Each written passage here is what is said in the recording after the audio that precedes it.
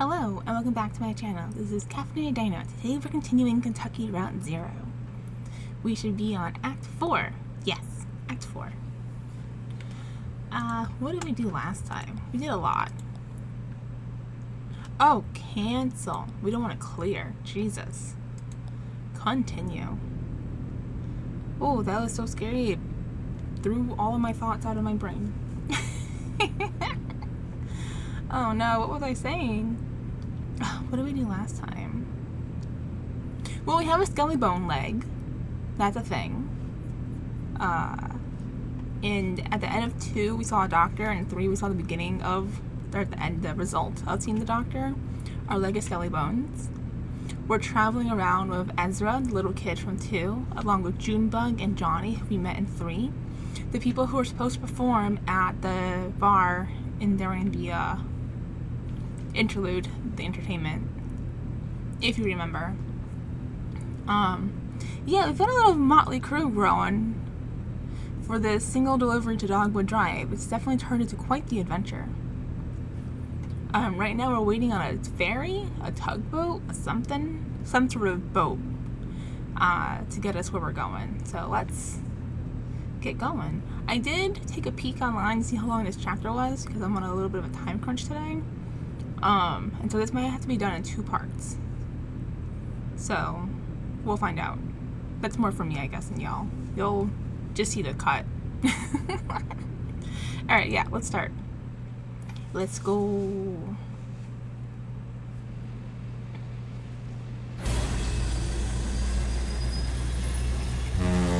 Oh, right, there was like a mammoth on the boat, wasn't there?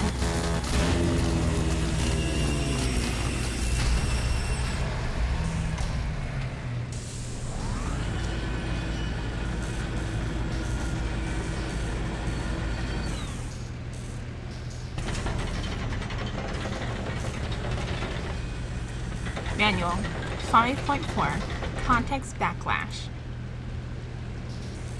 General wear on the gestural gear mounting apparatus 5A-1 may result in undesirable play between teeth in the contact and history state machine gears, causing stuttering, slippage, resetting, and skipping. Guess it could be slippage. If left unresolved, gear slump can gradually throw limbs out of alignment, blend motions, and decontextualize gestures. See also section 1.8 General Troubleshooting and 5.3 Gestures Context. Let's go troubleshooting. General Troubleshooting. Technicians of sufficient talent and experience may skip this section. Wow. General troubleshooting techniques include hammering with something plastic until the resonance becomes apparent, tapping on exposed metal with a wrench, or applying a cold washcloth and watching for changes in stability.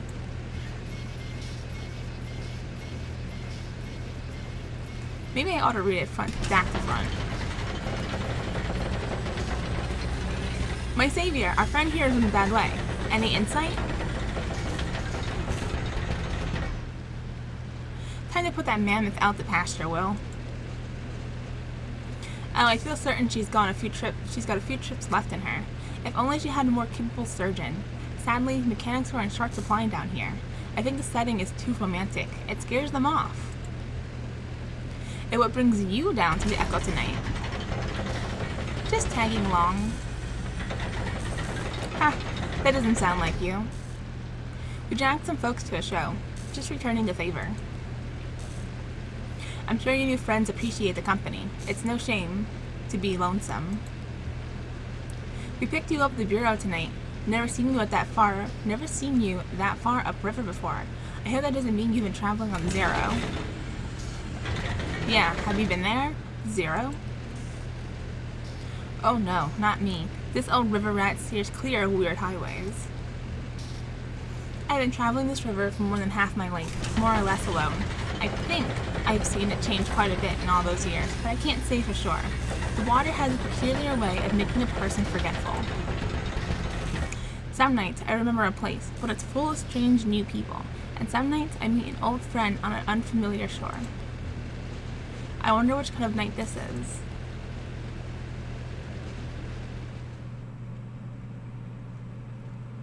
Alright, so it's not a real mammoth. That's cool. Act 4, Scene 1. The Mucky Mammoth. Is that the name of the ship? Oh, here we go. I'm guessing we're Shannon. Oh, what's this? Is this another doggy? Maybe a Doberman? With its ears like that?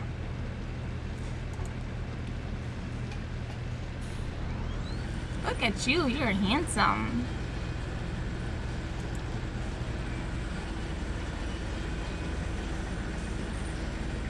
How's that cold river spray treating you? I thought I saw you squinting. It's hard water, you know, hard on the eyes. It still irritates mine a little, and I'm piloting a tugboat through it 6 nights a week. Don't be too shy to close them in public. Your eyes, I mean. People will just assume you're thoughtful. You need tea. So, a grocery? A goretta? Definitely. Peppermint, dried sprig, agaricus, milk thistle, and dried reishi. What are all those for? Eye strain. Dried sprig agaricus masks the taste of the rest of it. Dried reishi in particular has an eccentric flavor profile. It's mushroom based. I'm a big believer in the fungal pharmacy. How far are we from Dogwood Drive? Dieko is dicey tonight. Bad luck for you. Expect the waves and diversions. Dogwood is by the Silo mail stop, but we may need to spend some time on the indirect route before we hit your stop, okay? And there's other business. Mail to drop off, garbage to pick up, and a few favors to execute, all dotted on the riverbanks from here to there. I hope you enjoy the trip on our little mammoth. Take advantage of all the amenities. Fresh air, cozy bunks, hot tea, the video room. There are pretty interesting tapes down there, actually. Unusual, I mean, weird. Watch out the VCR doesn't take your hand off, though. It's untrustworthy. What's wrong with the VCR? I could take a look. Oh, please do. I don't know anything about electronics. Maybe try a few different tapes. You'll get the picture. Hey, do me a favor. Go ask Will how the repairs are going, and if he needs anything. We're coming up on the next stop here. Just refueling and picking up a few things. I can grab a bolt or some wire or something. Whatever he needs. Well, eyes on the road.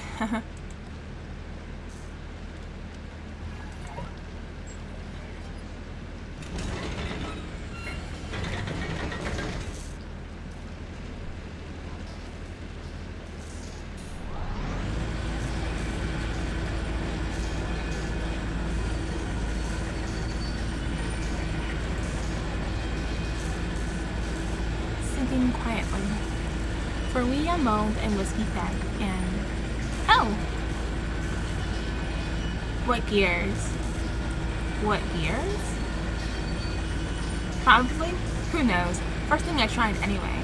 Down here by this little blue box, I took all the gears out and dried each one by hand, and then I loaded them back in again. I took care of the grinding sound, but her trunk keeps doing that sparking, clanking, weeping thing.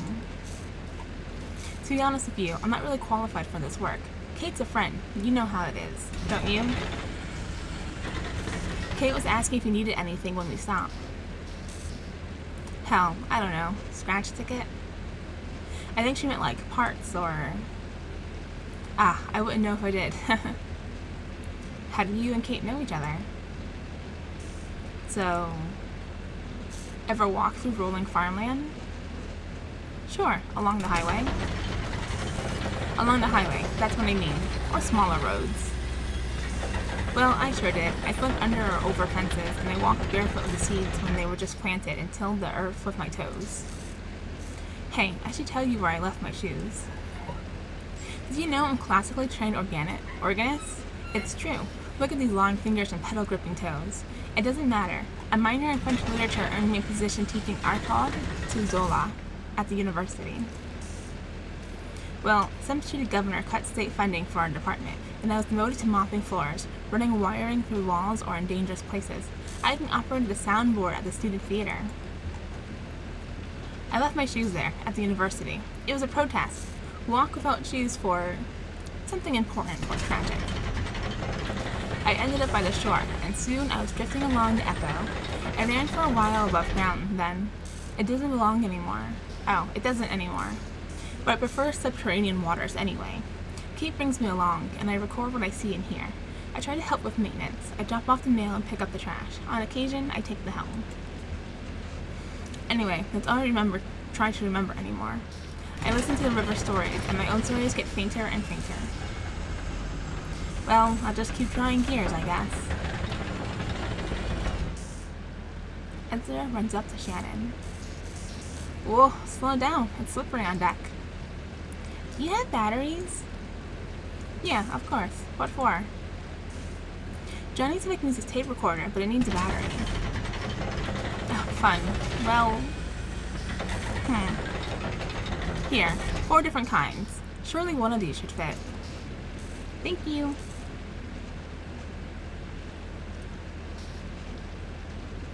Where are we going?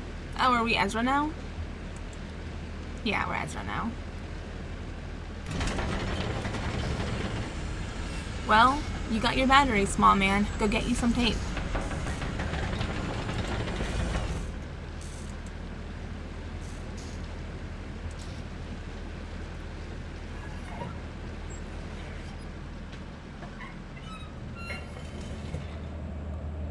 Ooh. Blue! I want to talk to the doggy. How do I go up? The doggy needs my attention. I want to give my attention to Blue, please. That's Conway. Alright, let's talk to who's on this floor. Musicians. Oh, Johnny and Junebug. Who are you, though? Oh, they really are gray. I didn't notice how gray they were. Really? You were entranced. You don't remember this? It's okay. We've all seen a lot of concerts. Serrano opened. His tape machine was broken or something. It got really cosmic. Right, at the flower shop. I remember that show. Sorry, Clara. Well, you have a second chance to hear it tonight. That was fast. Got the batteries? Let's see.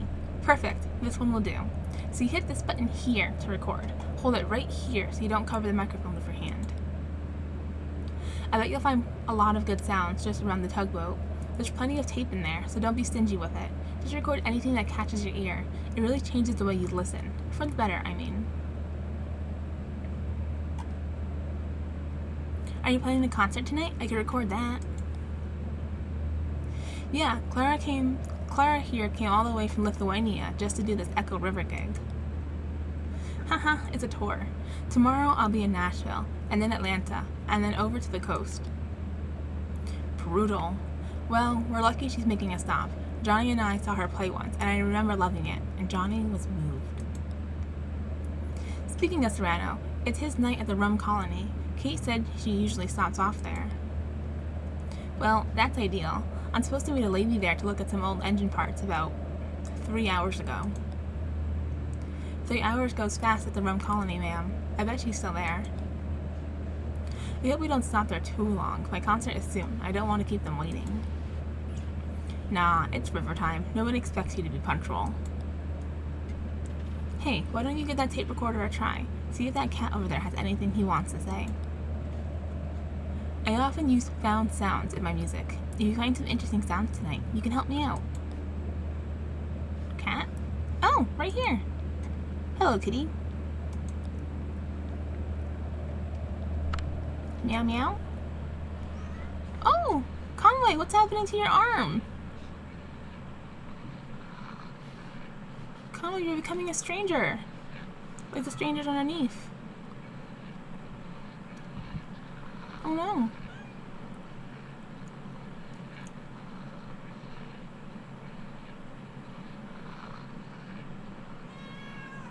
Oh, it's a very talkative cat.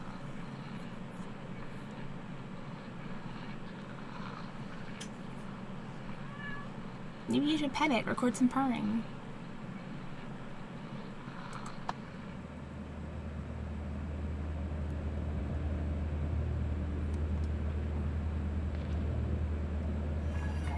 Oh, are we Conway now? Conway, what's going on with you? Are you dying?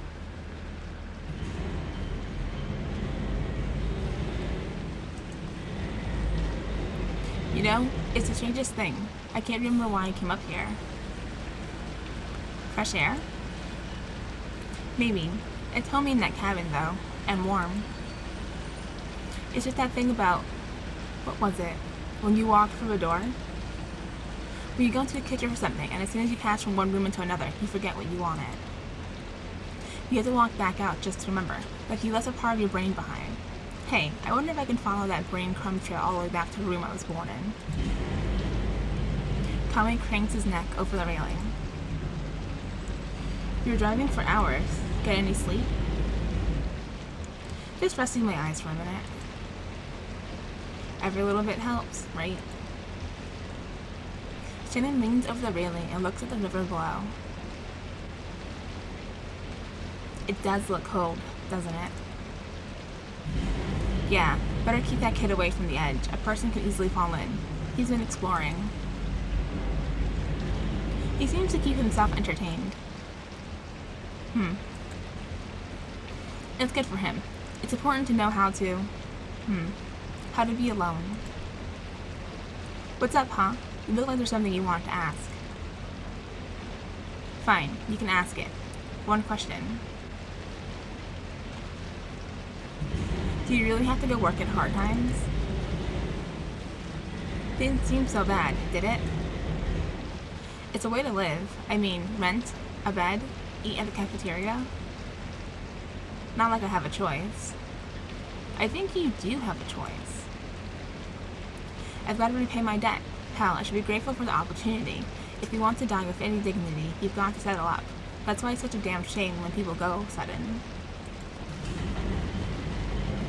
Yeah, but they like conned you into working for them. You kept trying to say no, and they just didn't listen. Ooh.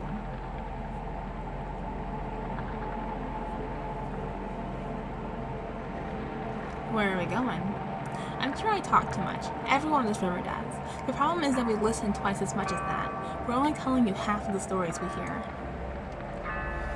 Kate told me that I ought to have been a photographer. She said, you have an uncanny way of having been in that place at the time the thing happened there, and it's the hardest part of taking a photograph. Anyway. Nice of her to say, but it isn't true. Though I know just about every story on this river, most of them I've picked up second, third, or fourth hand, and so on. Listening. See? Now, I know what you're going to ask, so I'm going to answer it. Yes, I'm sure they're all true. I personally believe a story gets more true as it's tossed around from brain to brain and the whole community brings their insight to bear on the brittle facts of experience. There are a few Echo River stories I witnessed directly. I saw that big owl migration pass through. You might have heard about that. I was there when the old train station flooded. I saw the ghost of Stephen Bishop brew up a batch of white lightning on a raft. Or, anyway, I talked to a few sailors who recently crossed paths with him, and, I suspect, sampled his wares. One night, when I was working on the Mucky Mammoth, we picked up a gaggle of passengers headed down to a mail drop by the silo of Late Reflections. I knew a couple of them in passing, a pair of traveling musicians, whom I often encountered on the river. The others were strangers to me at the time, a young woman, a small boy, an old man whose name I didn't catch. Oh, and a smelly old dog. We docked at a gas station so the Mammoth could refuel.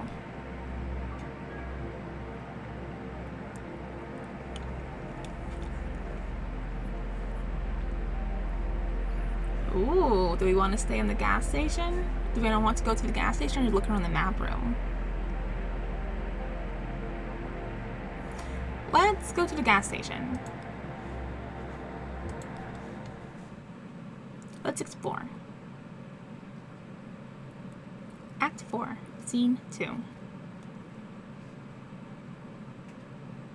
A gas station.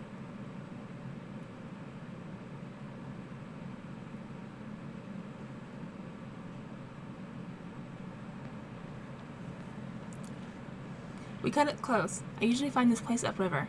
Everybody's on the lake tonight. The gas station moves around. Sure, it's not anchored or anything. Could be anywhere up and down Echo.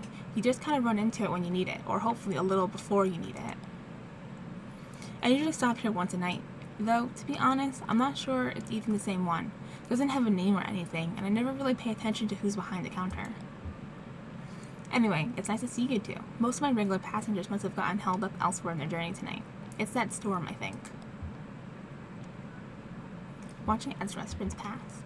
Look at him go. The kid has a lot of energy. It's gotta be past his bedtime or something, right?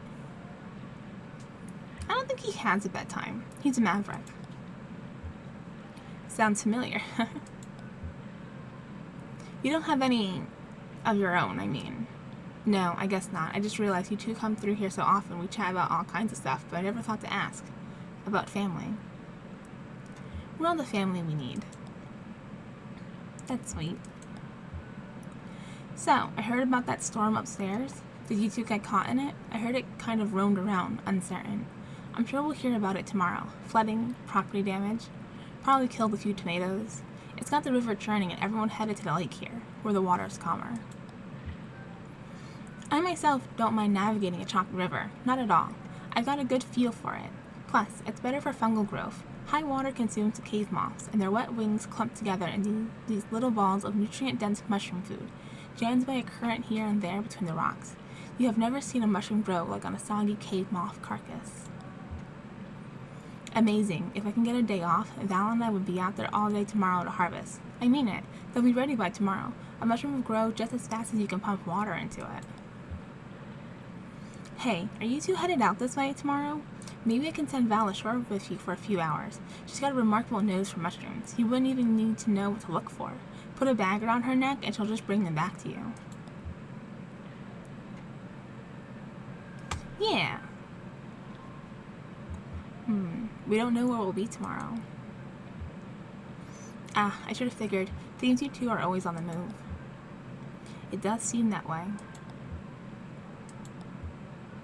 So, I should get back aboard. No rush. I just want to brew some tea before we get underway. Headed into the station? Thought I'd grab some black coffee from the old man. He's looking a bit waterlogged. Sure, don't want him falling asleep on you. Nah, he'll be alright. He seems like the type who can hold his liquor. Seems like he has a little experience, I mean. Hey, while you're in there, could you remind the gas station attendant this fuel is on my tab? Charged to the Mucky Mammoth. Oh, and we'll want a scratch ticket. Thanks. I think I'll just watch the lake for a bit, ma'am.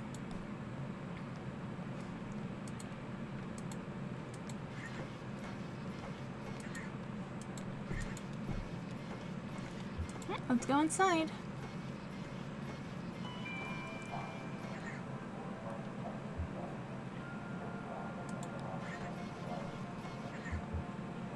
Looking for crystals?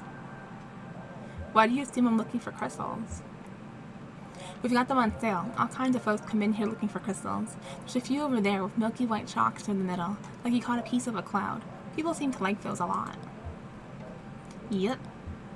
Popular crystals. You work on the Mammoth? I can add it to your tab. Oh, you know the tugboat? The captain, Kate, said I'd have to remind you. Sure, they're here every night. It's okay. I have one of those faces. Forgettable. I wouldn't say that. It's okay. I've learned to accept it. In fact, I've learned to cherish it. There's dignity in being forgotten, letting the crowd flow around you unspoiled. I used to live in a city. I mean, a real city. Cleveland, Ohio. I had some family money then, and I didn't have to work. I lived in hotels. At daylight, I walked wherever the people were. My only duty was to the crowd. I was its observer, its historian, its detective, its poet. Well, the money ran out, and I dispersed with the rest of them. I took my duties with me here, to Lake Leaf and the Echo River. I live behind this counter, anonymous, invisible, but I live with dignity. And yourself? Sure, something like that. I enjoy the company I streamed. Oh, I'm gonna say something. I like to keep moving. Yeah, that's the way to do it. I can't help it myself. I travel at the pleasure of the current. We keep all the crystals on that shelf over there. Buy one, get one free, of equal or lesser symmetry.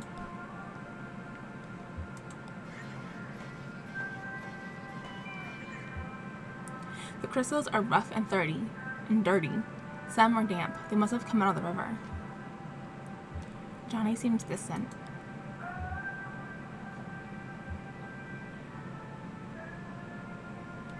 He was excited about Kate's dog, too. Junebug tries to scrape some green algae off a larger specimen, examining it for the kind of cloudy inner formation the attendant said was so popular.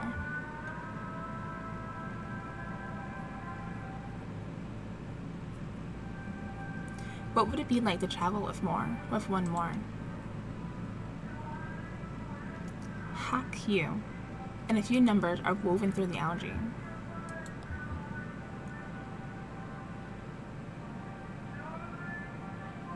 It may be best just to ask him what's on his mind. This isn't algae at all. It's a decayed plastic bag caught on the rock.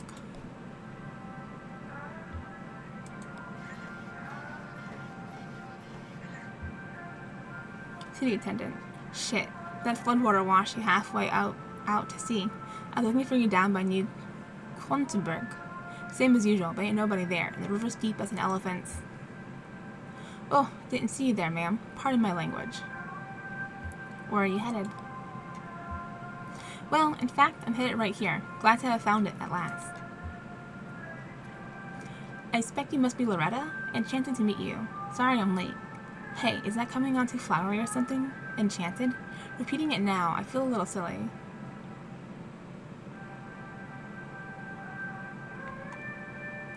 I'm not Loretta, but I think you'll do fine if enchanted.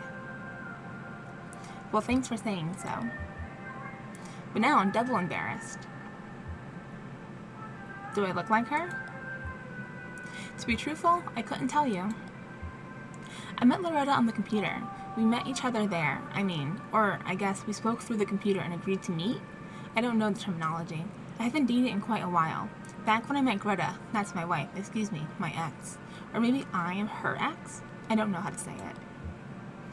Anyway, back then there wasn't even such a thing as computers at all. I guess there probably was, but I never heard of one. I worked in textiles. So here I am. So what's your plan when Loretta shows up? Oh, maybe head down to the rum colony? Shoot, I forgot to ask if she likes to drink. You really never know these days. I guess first I'd ask her about that. If she doesn't like rum, I'd maybe try to take her by the Bat Sanctuary. That's pretty romantic in a sense. Like misty valleys and ruined churches romantic, not like flowers and chocolate romantic. Of course, they've got that memorial there. That's a little depressing, actually. Maybe we kind of sail around that. Damn it all. I guess I probably missed her. I wonder if she'll agree to meet again. I'm sure she'll understand, with the weather and all. Nice of you to say so. Well, I guess I'll head on back. Hey, supposing Loretta doesn't want to see me after all. My card is full. Oh, no, sorry, that's not what I meant. Actually, I want to ask you for some advice. I had to type up some sort of autobiography for the computer date, and I spent a lot of time on it, but I only got one reply, and that was Loretta herself. I was happy to meet her, but supposing she's lost interest now. Do you think you can maybe give me some feedback? It's only a paragraph or so. I have it all memorized. I spent so damn long writing it. Okay, here's how it goes. I'm a good-natured man, retired, and spent most of my time sailing the Echo River, riding currents of subterranean gas and that strange invisible wind that moans out of that small tunnels along the bank.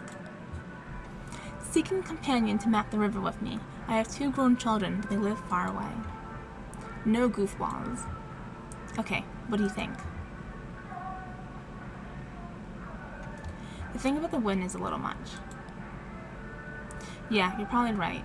I wanted to show my poetic side. I'll save that for the date. You'll be fine. Alright, thanks for your help, ma'am.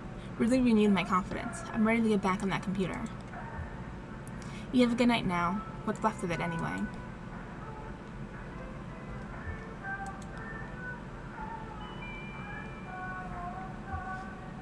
What do you think of that other dog we've got on board, Val?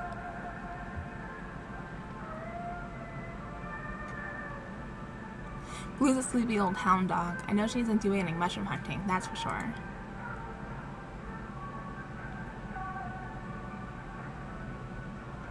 Weird cave fungus growing on soggy moth wings. Sounds kind of romantic, but also kind of gross, right? So, could you fit in the sidecar?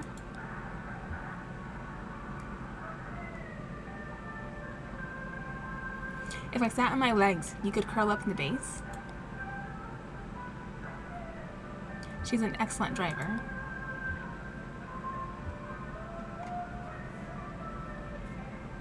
Nah, I guess it's settled anyway. Nice to think about, though.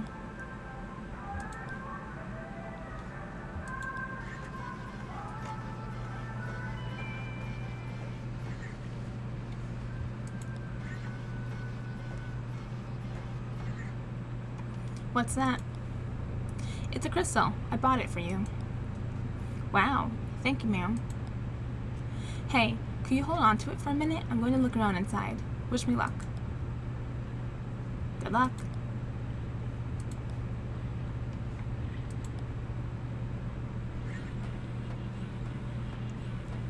Oh, his robot pieces are much quieter than hers.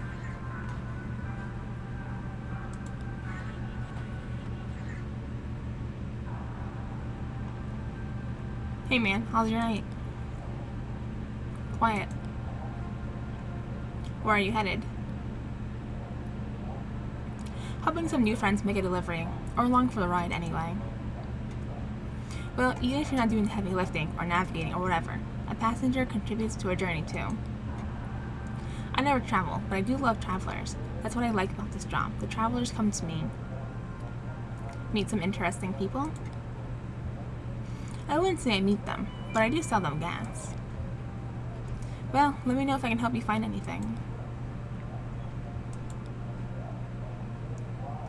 Glory is good to be among friends. Suit yourself. What are you so excited about? I can't help it. Every time I step onto that boat alone, I think this could be the very last time. And then every time I come ashore, back up among people, I think, Glory, it is good to be among friends. Helps to keep things in perspective, I guess. It's a ritual of remembrance for me. Tonight, particularly so. It's my birthday. I am 5 years old. Do you know why I say that? Well, I'm gonna tell you. 5 years and some days ago, I set out on the Ickle River, alone, or so I thought at the time. I was looking for an ice floe. They are occasionally rumored to travel our humble artery on their way from who knows where to who knows where. Who knows why? It's a mystery. An hour into the journey, my lantern gave out. Now, I always carry 3 or 4 spares. They'll never catch me in the dark again. Lesson learned, buddy. But at night, when the lantern went out, I was stuck in the dark. I kept my arm extended, running my fingers along the cave wall, trying to keep my bearing as best I could, and at least make sure I wasn't going in circles. I just prayed I'd find another traveler who knew his way back to the lake or above ground, or even just a crack in the rock to get a glimpse of moonlight. I had a large bag of apples with me. After a long while, maybe a day, I was getting weak, so I took my hand down from the rock to tear the bag open.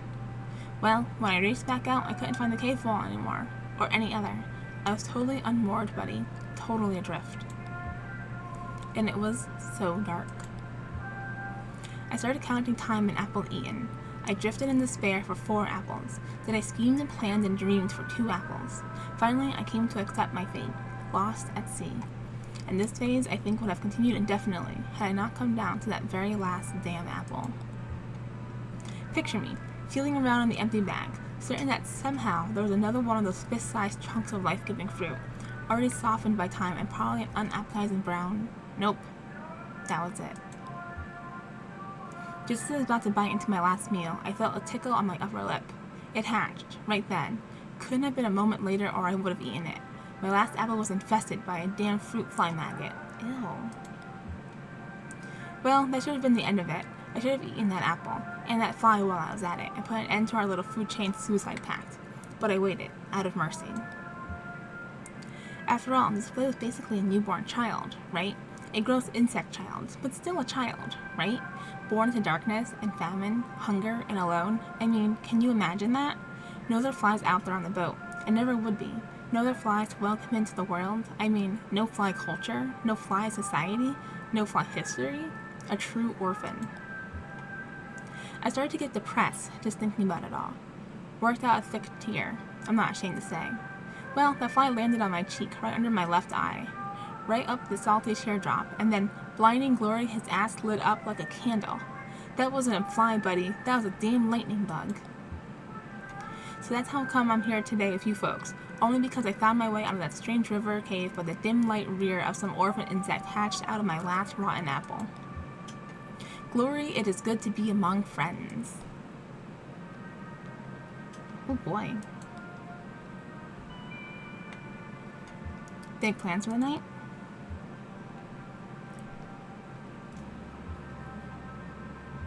Us, I think we'll just see where the river goes, and at what pace.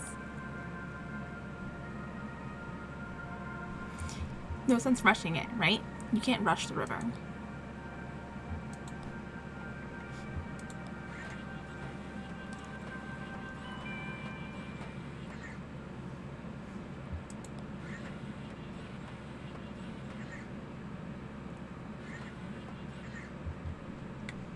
That guy's a trip, the gas station attendant. Did you talk to him? It's funny, he actually reminds me of that frog we had for a bit. I thought it was a toad.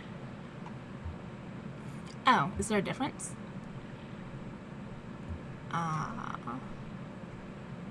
Yeah, toads are bigger. Huh, I never knew. Okay, so how does gas station attendant remind you of a frog? Oh, I don't know, because he likes to talk, I guess.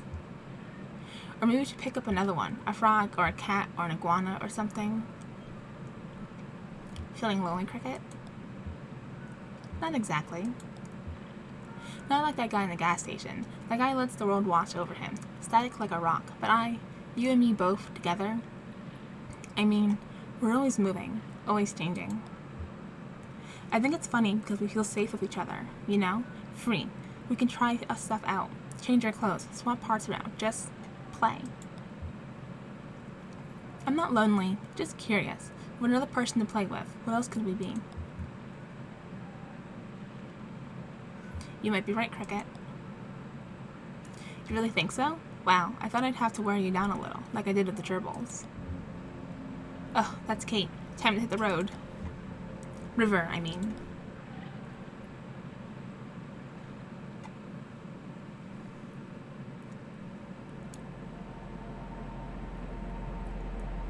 See that small brick building? It used to be an upholstery shop. Now it's inhabited by a very skilled taxidermist whose art is greatly in demand, but when it was an upholstery shop, it didn't see nearly as much business. The old shop's name has been lost to time and weather. This was decades ago, and the only trace of it now is the engraved frame of an old sign behind the new lettering, which now reads Trapper, Stalker, and Sportsman. And then below, smaller, no specimen is too exotic, no arrangement too fanciful. Some of the upholstery equipment is still there too, and still sees active use. Elise is a resident artist, though she's not the owner of the shop. It's owned by her aunt, Ida. Ida has very little to do with the day-to-day. She's busy with other endeavors, mostly the restaurant she and her husband run on Lake Leaf.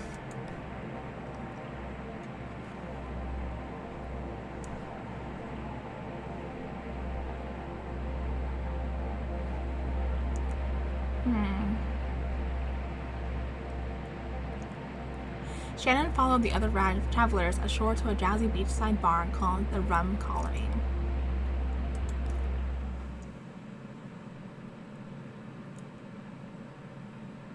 Act 4, Scene 3. The Rum Colony.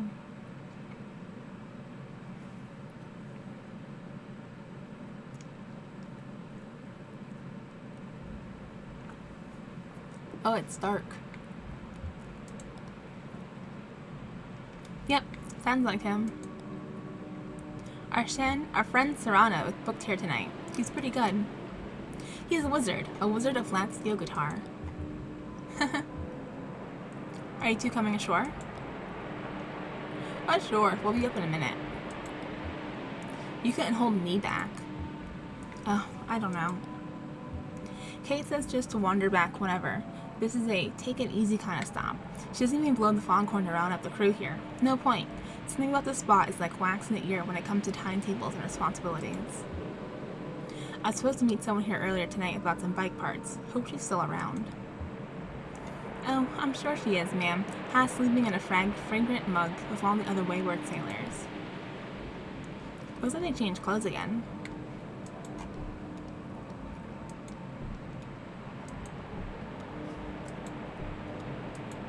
Oh, looks like Ezra's running around.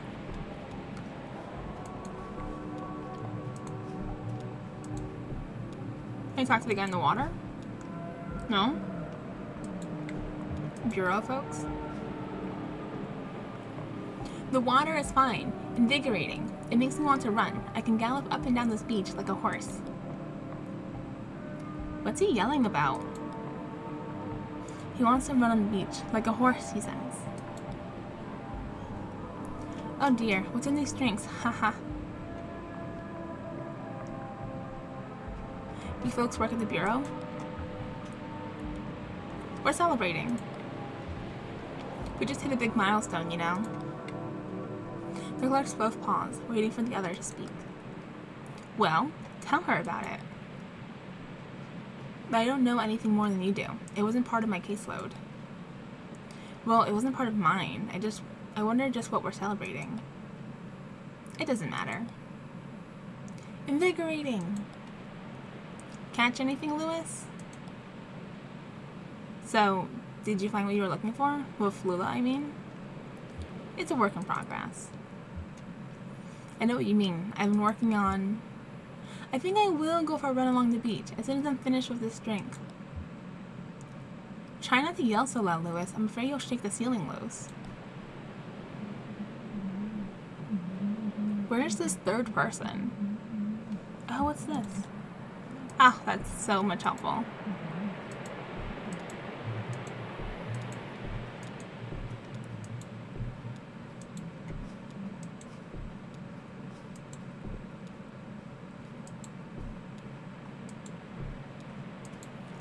Seems like there's nothing out here.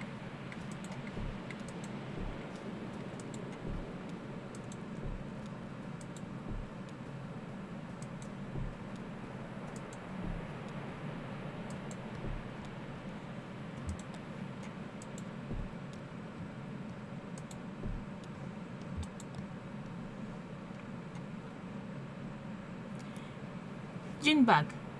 Guess what I just saw like an hour ago? The lady with the engine for sale? You just missed her. I tried to hold her back, but she's all business. I got that impression. Hey, I'm sure another one will come on the market soon. Hey, any of your friends want a drink? I've got time. Busy night, but everyone's deep in their straws by now. Haha. Why so busy?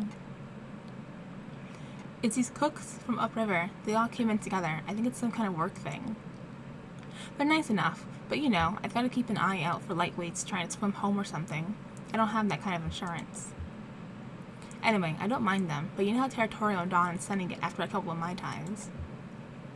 Speaking of which, what have you been mixing up? Let's see, what's good tonight? Dark sweet tiki? What's that like? Chill a tall glass of a little grapefruit juice at the bottom, then just keep pouring in gold rum until it starts to turn iridescent. Add lime juice, white grapefruit juice, and pineapple juice. Some folks like sugar. I always include a toothpick. I don't think I can drink grapefruit juice. Salty grog on the cocktail? What's that like? 1 shot 151 proof rum, 2 shots light rum, lime juice, refrigerate, throw an apple peel on top. Am I gonna just keep asking? Can I not say yes to any of these? Blue Devil. 1 shot dark rum, 2 shots white rum, pineapple juice, stir, throw in an orange peel on top. No drinks for us, thanks. No problem, see you around.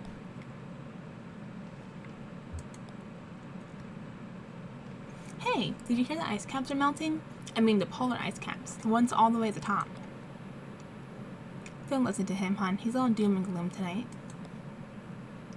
Don't listen. That's the answer, Dawn. Well, what else can you do? Someday, all of this will be underwater. We'll all be drowned. What can you do? You can recycle? Half measures avail us nothing.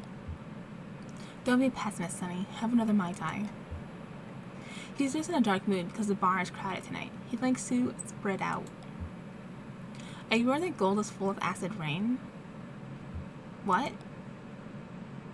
Well, what would you expect? Gold is already rotten. And I'm certain that the government is fully aware gold is rotten. It's a worst case scenario, really, and that's why I'm mad as hell. Sonny, you're insufferable.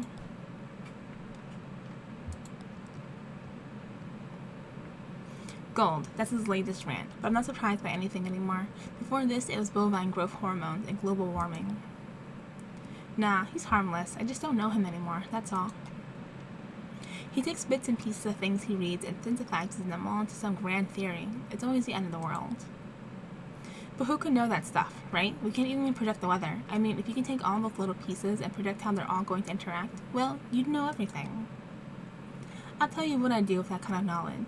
When I first meet a man, I'd look at his shoes, and then the kind of books he reads, and what he eats for breakfast, and I'd make damn sure we weren't doomed to spend our twilight years greedily emptying Mai Tais and arguing about gold. Well, you know what they say about hindsight. Here's to a better yesterday.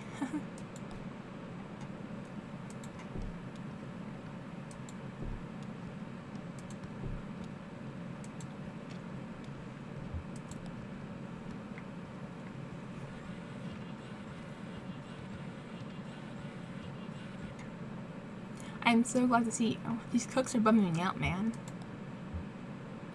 You see the guy in the stand over there? He's rolled up, kind of off-center.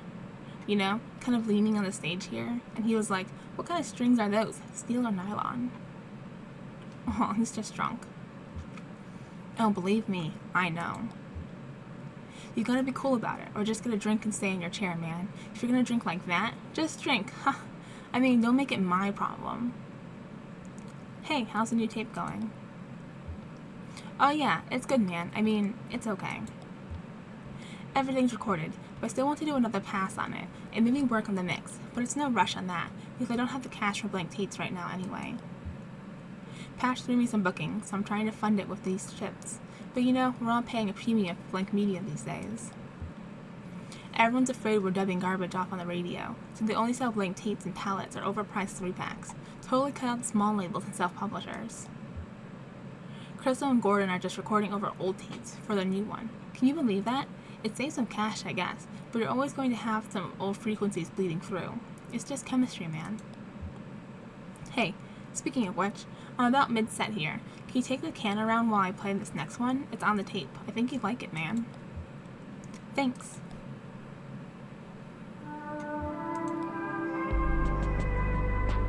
She didn't have to do that. Had to hurt. But that's the way it goes. The unsteady studying the unsteady. There's probably a $5 bill somewhere just floating up and down the river from tip jar musician to tip jar musician, like an eternal fairy of good intentions.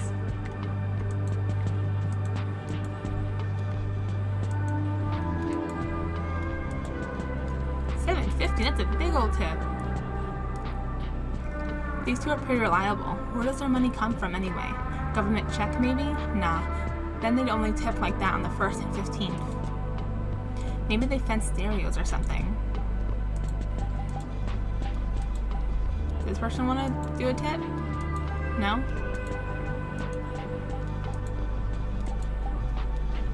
Ooh, 15. These cooks are really going for it. It's good. You can't always hope for much for these fly-by-night crowds. Could have been some deep tiki fanatics getting uptight about Serrano's tape machine or something, but these folks are tourists wherever they go.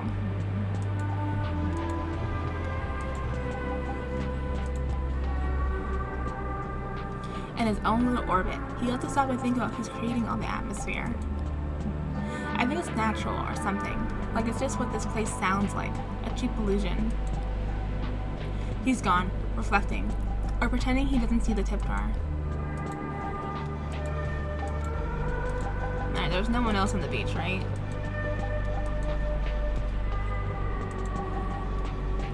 Oh, here's the guy who was laying down. This guy's barely here. He's like basically sugary wet sand until the morning. He left a couple of bucks by his shoes here, or dropped it. It's probably for the band, if it's for anything at all.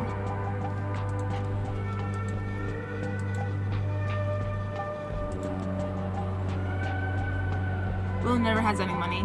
Good for him.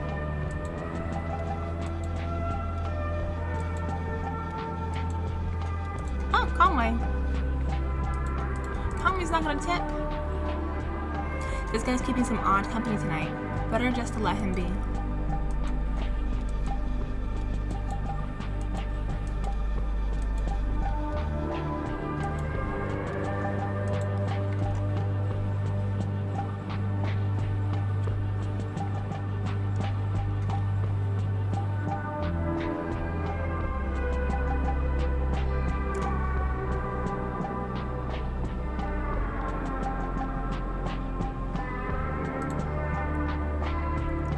Yeah, listen, we got a problem down here. What's the problem? What? Man, it's all messed up. I tried relighting the big sewer grate under the livestock pen like you said, right? Sewer grate? Damn thing flooded, man. It's even worse than before. All I'm saying is we gotta get these computers out of here. Who is this?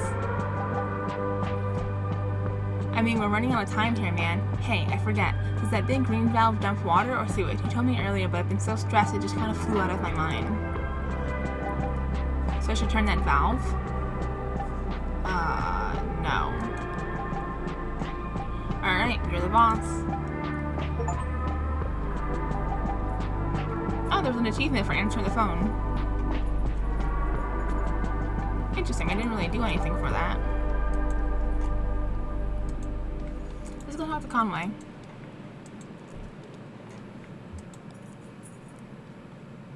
There she is. You have to try one of these flower drinks. I feel like I could drink 100 of them. Not too sweet, not too strong, you know? A real session drink. What's it called? I think he said it was a... Well, how do you like that? I'll just show him the flower. Another one of these, I'll say. And then I'll point to the flower. Maybe I'll wear it in my hair. Haha.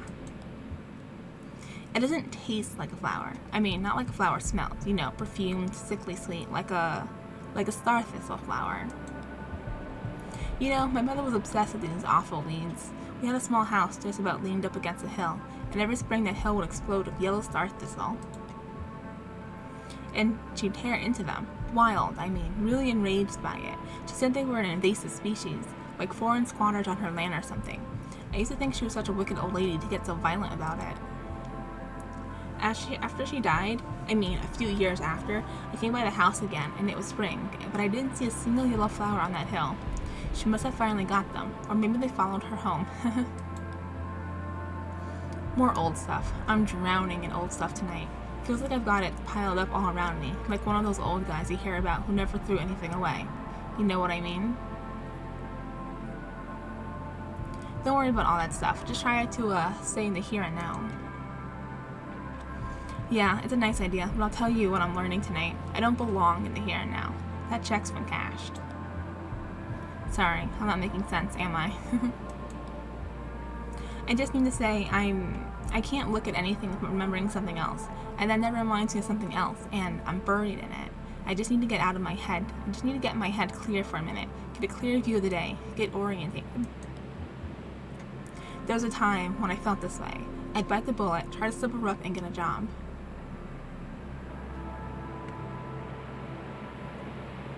Is that why you're going to work for the distillery? Maybe it is. Seems like a pretty simple answer, right? Just follow the work as long as you can. Heh, you got me all figured out. Hey, I'm gonna sit and look at the water for a minute. I'll talk to you later. Don't be a stranger.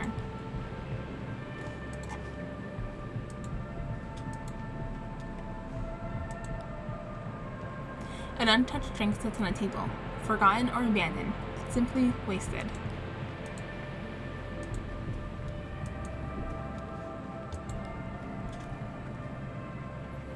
Hello, happy to be in the here and now? I heard a shuffling. Are you dragging your feet or just enjoying the sand between your toes?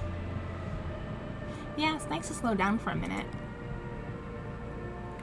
We have time. Lots of glass here. Patch's boys load the empties onto the barge. I told them, try to keep it separated in its own little pile. That way, when we get to disposing of it, any environmentally minded folks present can easily set them aside for recycling. I love the river, but I don't care for the current. It's too relentless. Lake Leaf, though, it's calm, cold, and deep. And any opportunity, I'm ashore meditating. One day, I may be left behind. I wanted to ask you something. I thought of it earlier, but I didn't seem at the right time. I'm sure you know what I'm getting at. You wanted to ask about my friend, the old man. Oh no, I think I read him pretty clearly. He's an outwards reflecting kind of person. I mean, he reflects the world back out, largely uncolored. You and I, we're inward reflecting, I think. It means we prefer to nurture the best and worst of ourselves in quiet and interior spaces, and that's okay. Wouldn't you agree? I guess so. Yeah, I thought so.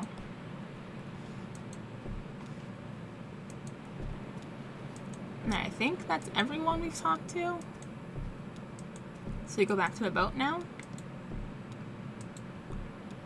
Oh, who's here? Oh, Junebug. Well, that was a pleasant detour.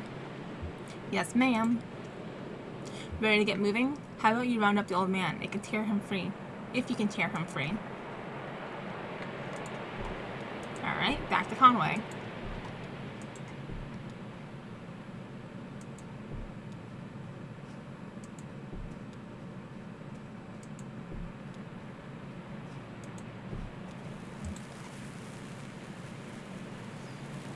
Yeah, you're right about that. I never quite thought of it that way. Hey, we're getting ready to head out. Oh. Oh, sure. I'll be right there.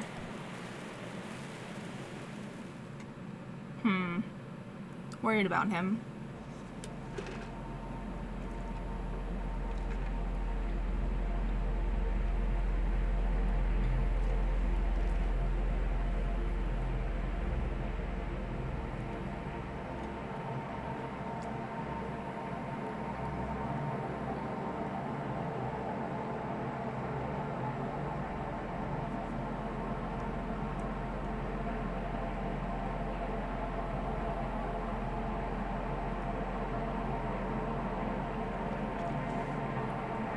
It's easy to miss, but beneath a quarter-acre swarm of moths, that's Gortia pitiocampa, the prominent heart and club moth. Their diet is mostly constrained to lichen, but they make an exception for sunflowers. It's a quarter-acre sunflower orchard, and beneath that sunflower orchard there are two small lots with small houses, positioned so they are just about butt right up against each other. The houses are empty now of human life. There's no sign of a person or anything living except for moss and overgrowth. There are some pipes bolted into the cave wall near the perimeter, and a few stone scars where other pipes have been ripped away by scavengers. These once supported large grow lamps that fed sunflowers. The lamps are gone now. Once this crop of sunflowers is picked away, it's unlikely anything else will grow here but lichen, moss, and rock formations. The prominent heart and club moth will move on. The houses will be visible again, at least until somebody strips them for building materials or the river washes them away. The houses were once inhabited by two sisters. Why they built their houses so close together, or lived in any proximity at all, is all a mystery, since they clearly despised one another. Some think they were tricked into buying the houses. Made by an unscrupulous real estate agent, or, more likely, a concerned family member. It stands to reason this sorrowful rift would have sent ripples or discomfort to the rest of the familial pool. Anytime the sisters were in the same room, tension was incendiary, or so I hear. All that energy had to go somewhere, and both sisters had the same idea. They took up gardening. They both cultivated sunflowers, an improbable crop for this location, too improbable to be coincidence. Maybe the sunflower had some special meanings for them, or maybe when one sister saw her rival sowing the impossible seeds, she knew at once she couldn't bear to be outdone. Which sister had the greener thumb? We'll never know. The stalks tangled, the roots knotted, and the seeds mixed. Those gangly sunflowers merged the two lots into one undifferentiated field.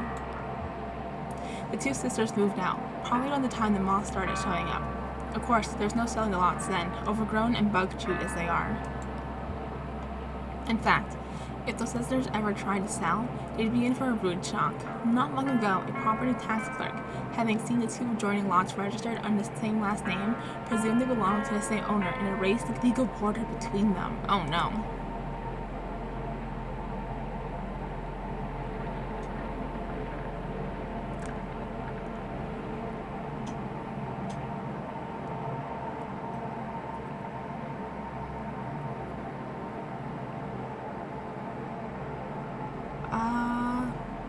Clara, Kate, and I stopped to do some business by telephone.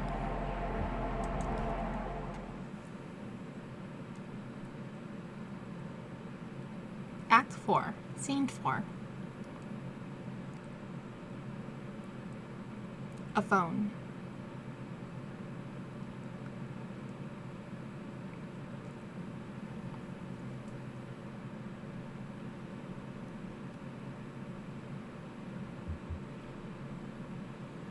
I guess we're gonna be here for a minute. Looks like I have a few calls to make. I should probably call someone too. Oh yeah? Who are you calling? I should call Julian. Oh wow, he's got a phone up there? I bet they all share a phone, right? All the birds? The big bird phone up in the sky?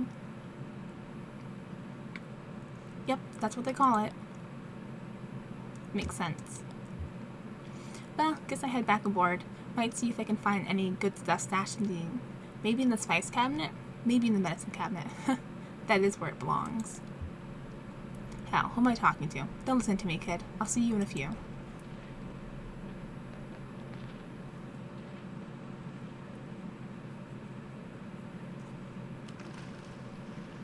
What? Conway, why did you jump into the lake? Into the river? Why didn't you go back with the boat?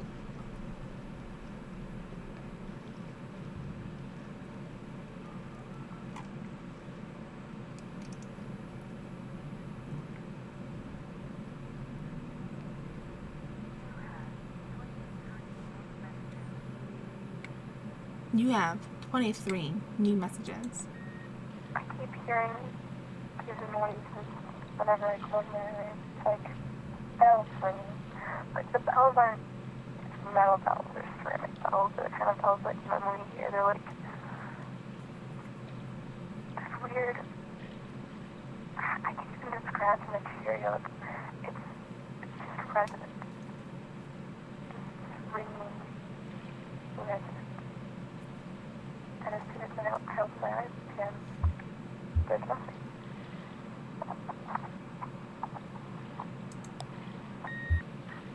I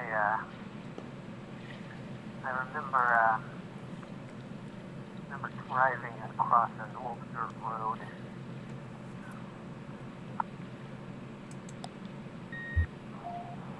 My birthday was at the party at McDonald's in Hawaii. I got a toy that I didn't like, and I broke it.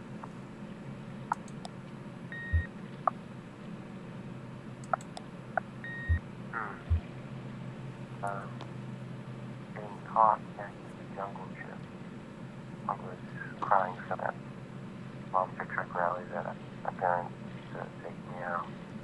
I think this was one of those two.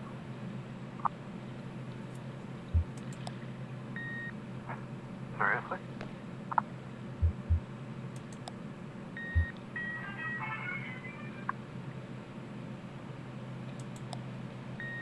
Whether I wear boots or sneakers, my feet always feel damp. Cold and damp. Well, I was hoping that you'd be able to tell me why I can't sleep. It seems like it's been a long time, and it seems like it's been it just time to sleep now. I remember going to a house in Aroostook County, Maine. I was 2. We were moving, and we were driving up in a white Nissan station wagon with faux wood paneling. And it was the first time that I'd seen the house that I was going to live in for the next 7 years.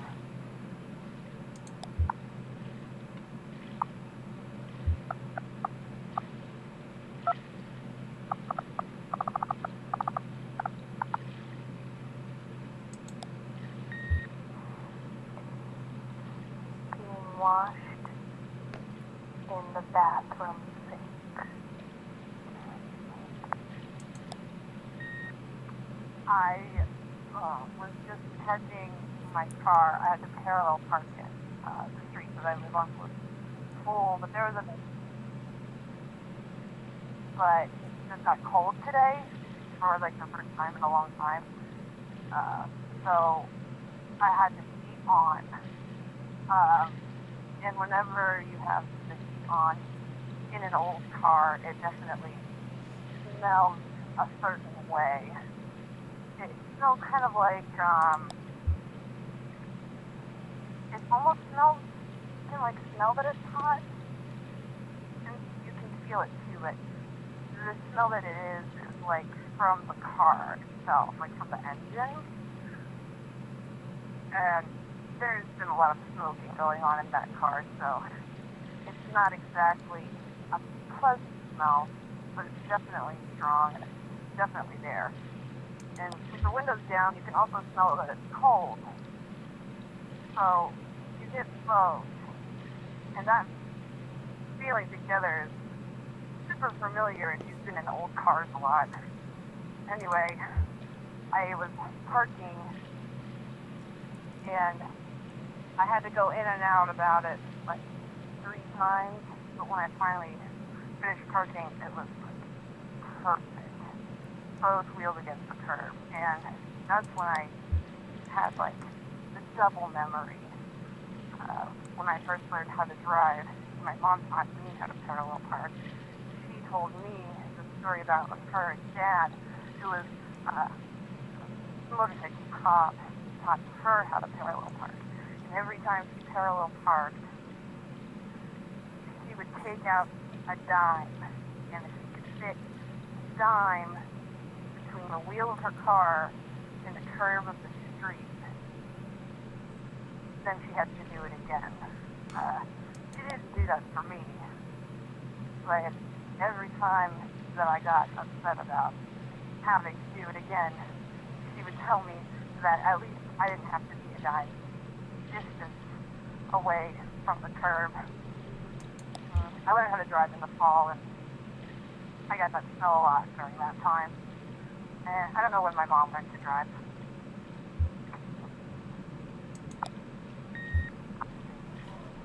Oh, you know, probably going to school. I can't sleep because the trees are scraping against my window, and it reminds me of a tongue scraping against my skin. What? I'm about to cross an ocean. I worry about my dog. Can't sleep anywhere near a place. The gas is sold. Not when it's being sold, when it's not being sold.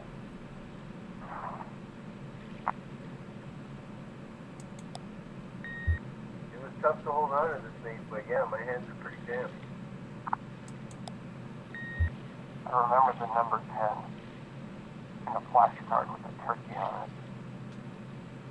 It had a yellow background. The frogs are too loud.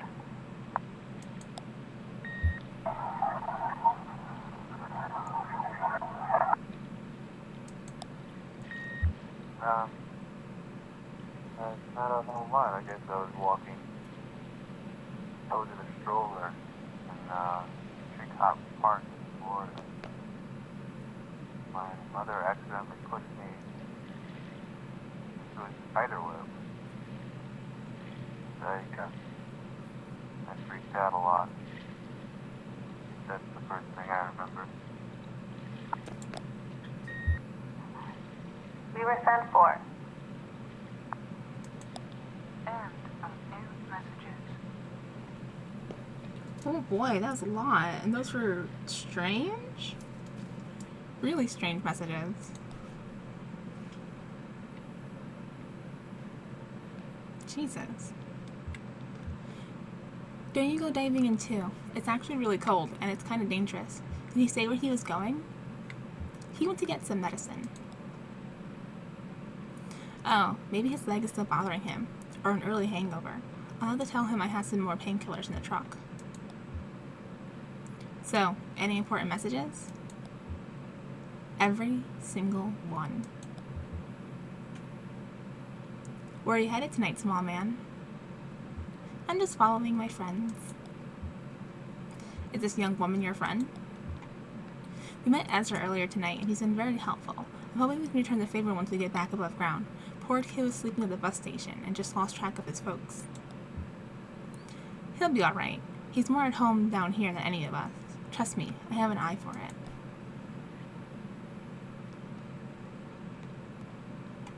Oh boy, are there gonna be more voice messages?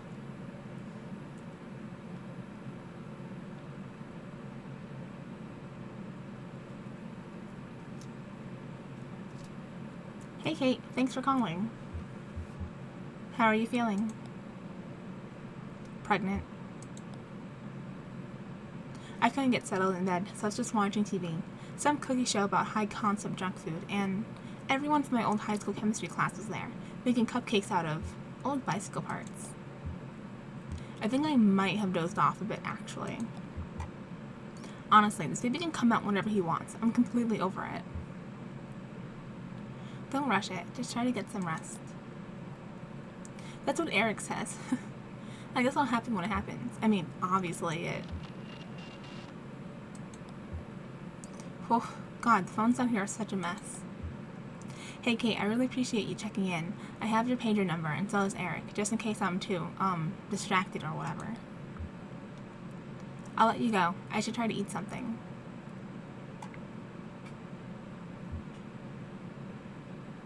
Try some of that lichen oil I left, just to help settle your stomach. Okay, thanks. Maybe I'll just chew on some ice. Talk to you soon, Kate, hopefully.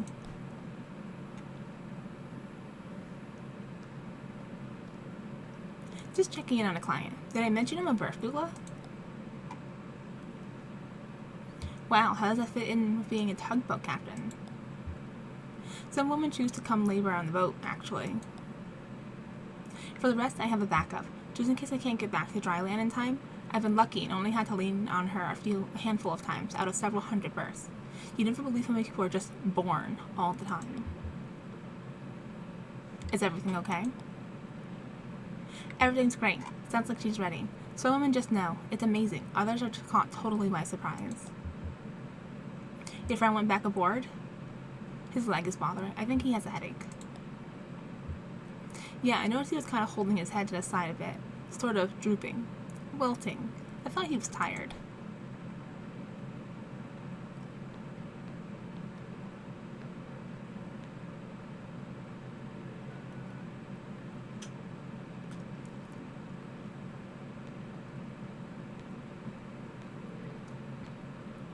I'm glad you phoned. I was just thinking of you. Sorry I didn't call this week. I've been traveling constantly. That's fine. I visited the hospital yesterday. I went to visit Uncle Andreas, but they moved him. Now he's in a hospice care facility run by some old Polish nun. Everyone said it's very nice. I asked him about visiting. They said he didn't want any visitors. He's just being stubborn. Yes, it's typical of Andreas. I was thinking maybe if you came to visit, he would see you. All those afternoons you two would go drinking beers by the river. Don't you think it would mean a lot to him if he could say goodbye to you in person? Oh, Nadia, I'd never make it back in time anyway. It's true. You're a long way from home, Clara. I suppose it can't be helped. Oh, here's Mother at the door. We're going to try again to see him. I hope the tour is going well. Love you. Be careful.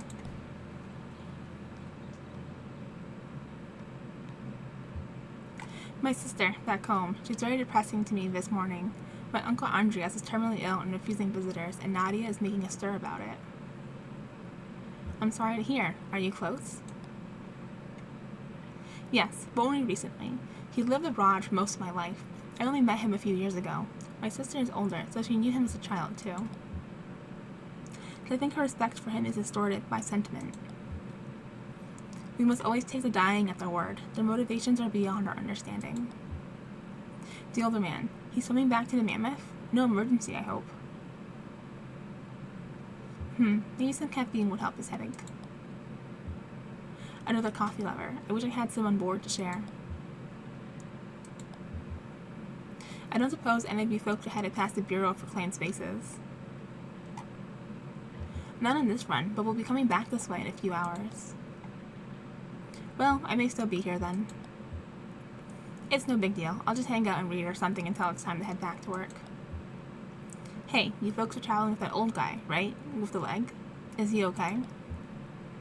I saw him earlier tonight. He came by the storage facility for some files. He totally bit it on the staircase. He's okay though, right? He just seems preoccupied to me.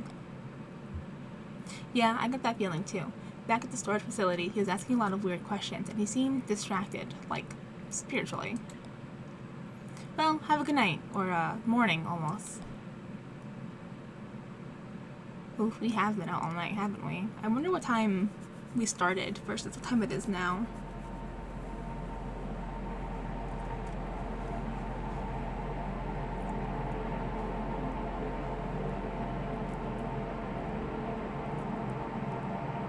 That's a lot more phone calls than I expected. That right there is Ratliff Mountain Monuments, if you ever need a headstone carved, for a loved one, I mean. Violet Ratliff, never married, nevertheless bore 6 children. Earl, Kelly, Barb, Ron, young Earl, and Beauty. And for each birth, she locked the doors of Ratliff Monuments for only one day. Even with young Earl, she was in labor for 36 hours. Well, that's what folks said. I met her, and I believe them. She has the unyielding disposition of a cliffside. None of Violet's children had any desire to go into monument making. Beauty thought it was all a bit ghoulish. There's some truth to that. Very little demand for monuments to the living, after all. The run of the shop fell at last to young Earl, the only Ratliff still at home when his mother finally passed at 82, and who then had the honor of engraving her headstone. He's done well, for the most part. His craftsmanship has suffered over time. It's his hands, cut and bruised by missed strokes, shaken apart from the inside too.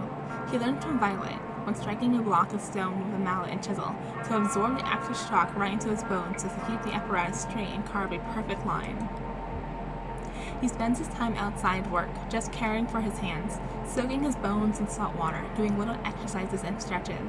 It won't improve the straightness of his marks, but it might put off the day he finds himself unable to carve a line at all, scribbling on rocks like his ancestors. That's the day he has nightmares about. He dreads it like death, but he makes no distinction between the two.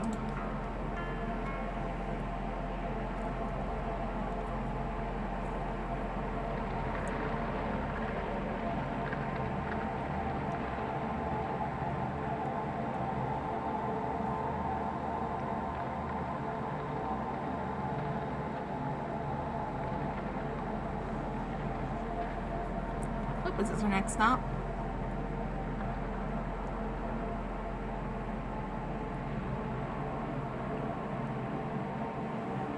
Shannon, Ezra, the old man, and I saw the Ravinsky Center to make some quick cash.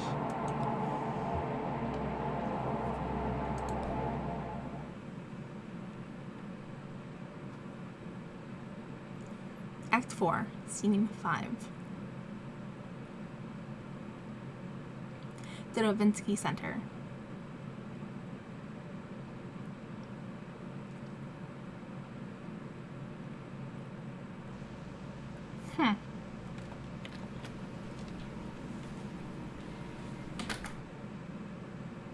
Good morning. Bags isn't feeling well. Long night. Poor kitty. What are you watching? Security tapes from last night. Daryl left the lights on again. Should we slash his tires? I'll leave a stern note on his desk. Spare the rod. What are we doing today? Right, this is weird. You know that old vending machine? The one that only has tomato juice? No, the old one they just stopped refilling. Remember we rolled it out into the dock last August and some scavengers stripped it for metal in the middle of the night? Daryl cut his hand cleaning up after them and it got infected. Remember? No. Okay, anyway, the rest of it ended up on the coat room until, finally, Daryl was piling it into a big bag for the trash barge to pick up. And he came across this box lost behind all the junk. Check it out. This looks old. Yeah, there's a bunch of videotapes and completed questionnaires. I looked up the reference number and it's never been processed, so I guess that's what we're doing today. There's no date on it. We'll just have to make one up. Unless there's some footage of a calendar or something in here. I guess there are the old tests before we started doing the video exit interviews. That's annoying. Yeah, let's see. How did we do this? I'll run the tape, you interpret the questionnaire, and I'll type this up.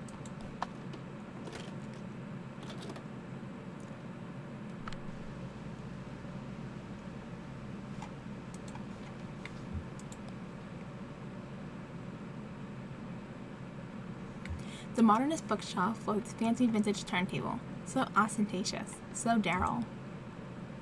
What? That was my bookshelf. Oh no, haha, but you, grew out of it or something, right? It ended up in the lab somehow. I keep my books in a pile now. It's easier to find what I'm looking for. Never, what shelf is that book on? Only, well, it's somewhere in the pile. Pragmatic.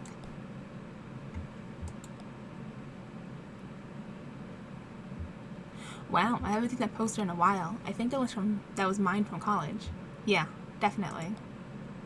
Oh right, Daryl swapped it out with the redesign. Now it's... What's there now? Yeah, that's weird. I can't picture it. I mean, I can picture the wall, and there's definitely something hung there. That's gonna bug me. Want me to go look? It's just down the hall. No, it's okay.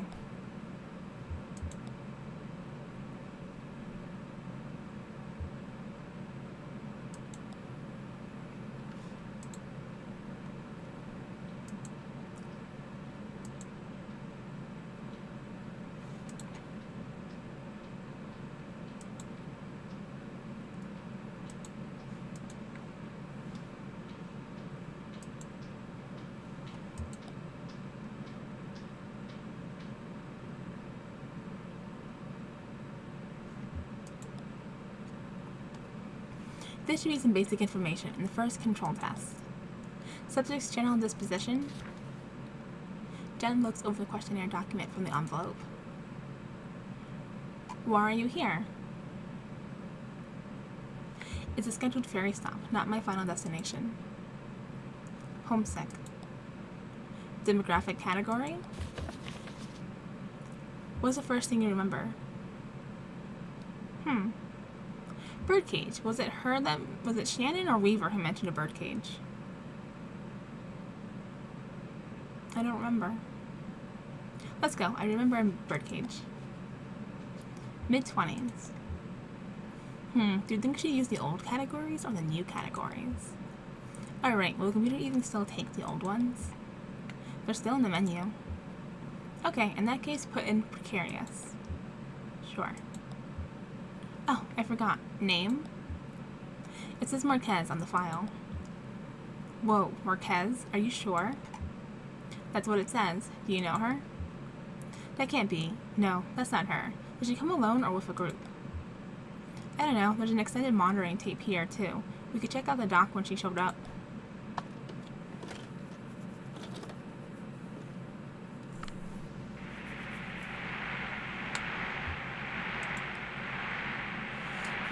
Definitely not.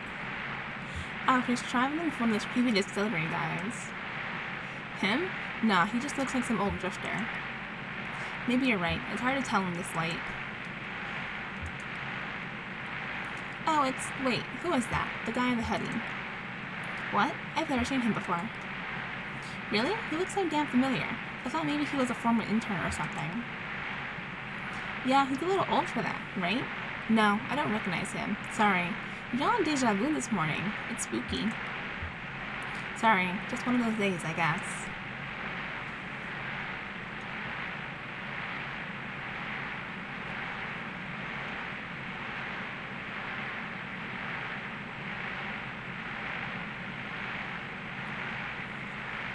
Ha, I guess the old man is on dinghy guard duty. A noble assignment. So, who was this lady? Oh, right. Well, do you remember WEVP-TV? No? Okay. It was a community television station. The Consolidated Power Company had to fund it as, like, a punishment for owning too much of the broadcast spectrum or something. Oh, they used to screen your videos, right? Yeah, it was like a co-op. I did some maintenance, and they gave me a slot to show my work. And they had that naked banjo guy, late at night. Yeah, that's mainly what everyone remembers. I guess your whole mandate was community expression. He was certainly expressive. Oh wait, was WEVP the one that... the flood, right? Yeah. Damn. So Shannon Marquez, did she have a naked banjo show too? What? No. Let me guess. Which of the following sentences best describe you? I am haunted, unable to forget. She had an exercise show? No, I've never heard of Shannon Marquez. It was Weaver Marquez I knew. She worked at the station for a bit, and then she left on kind of weird terms, actually. Anyway, where were we?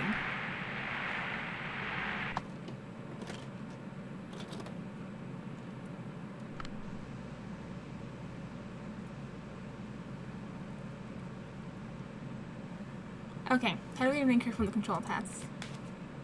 Without turning around to look, please describe the following objects. Bookshelf. It has 4 shelves? It is shaped like a snake.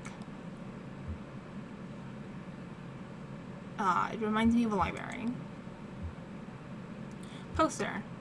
I remember circles.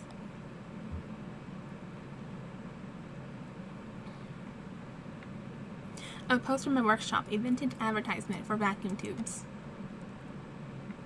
Lighting. I don't know, I didn't pay attention to lighting. 1 lamp, I guess? Average, I guess. Average, okay. Oh god, there's like 5. There's 4. There's 4 lamps. Alright, apple, pear, strawberry, orange, maybe?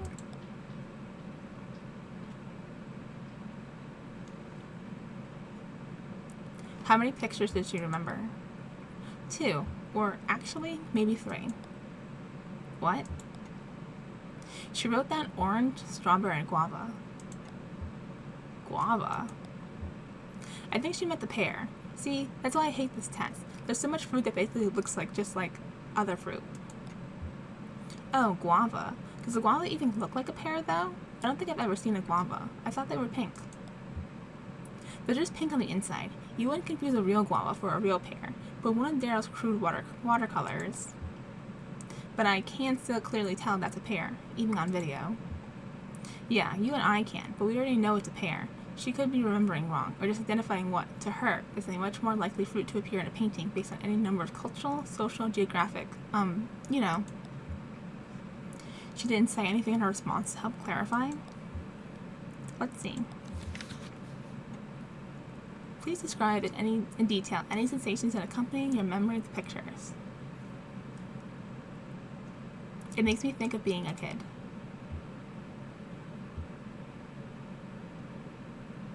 The guava is just like candy. It's almost unnatural.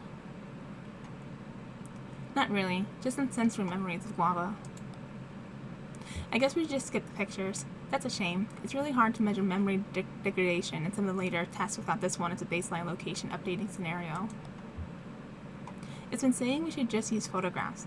Watercolor paintings already have the quality of half remembered to dream, anyway. Like they're inviting you to forget them, or somebody else already forgot them for you. Like a mama bird feeding her chicks cotton candy. Photographs are... It's not that they're really more accurate or true, but we think they are. They can put you in that mindset. They have authority. So yeah, out with the watercolors, I say. But then poor Daryl will have nowhere to exhibit his work.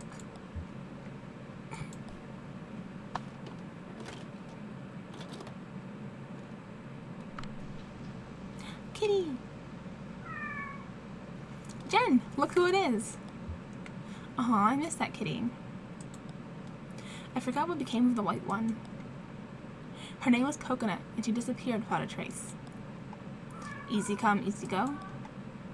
I wouldn't say easy. I had to leave food out on the dock for a week before she'd come inside. She only stuck around for a month or two.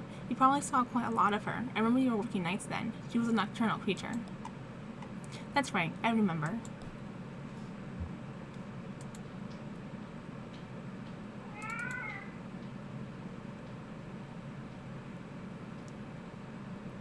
Nope, can't pet the kitty?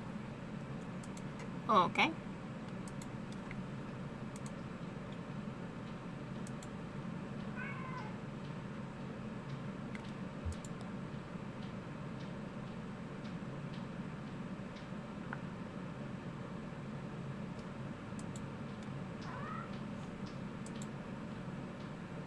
I don't know what I picked up.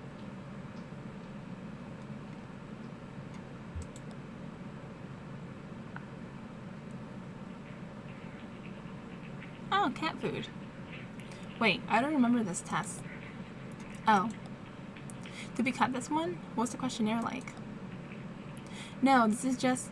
Sometimes if I can't make it in for a few days, I might leave a note to feed the cats. For the test subjects? Wow, how do you know they'll do it? I write it on university letterhead. Jen, that is unethical. At least I don't use university property and research equipment to make weird video art. Very well then, I contradict myself. I wonder which is a nobler transgression. I'll settle that question. It's nobler to feed kitties. Oh, here's another extended monitoring tape from the waiting room.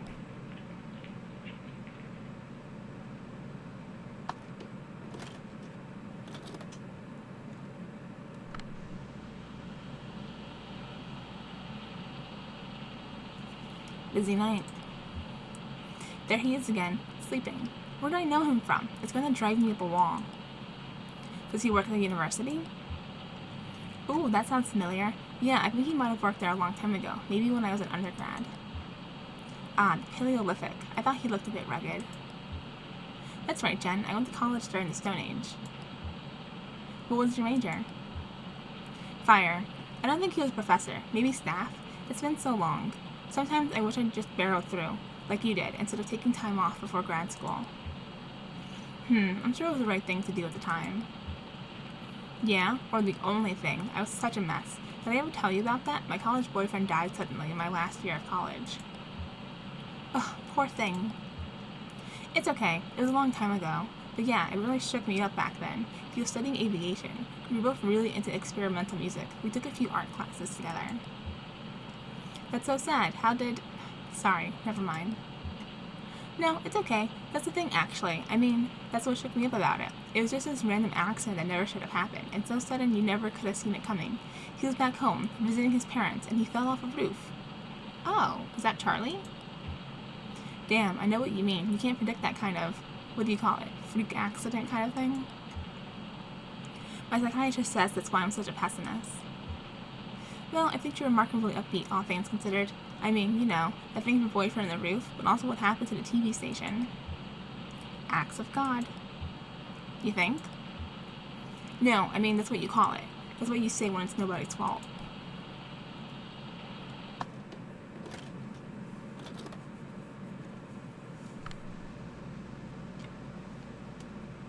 I don't think I believe in that.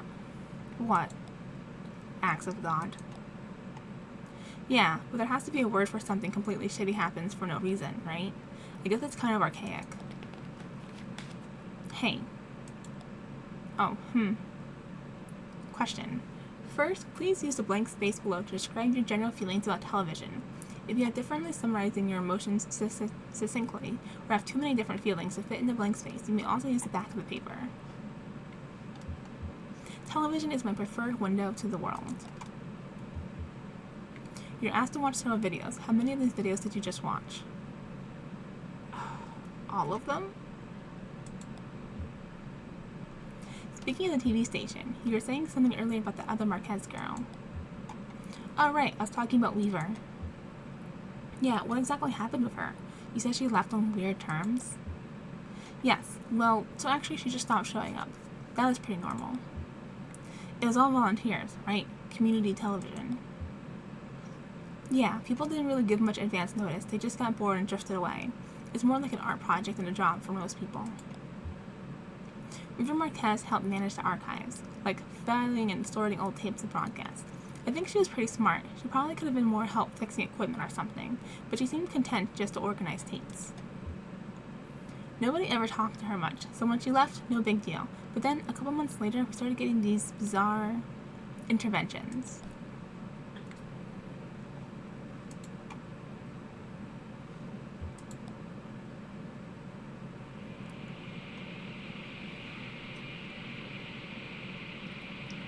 The camera focused on the table, passed through a doorway, then focused on another table. Which object present on the first table was also present on the second table?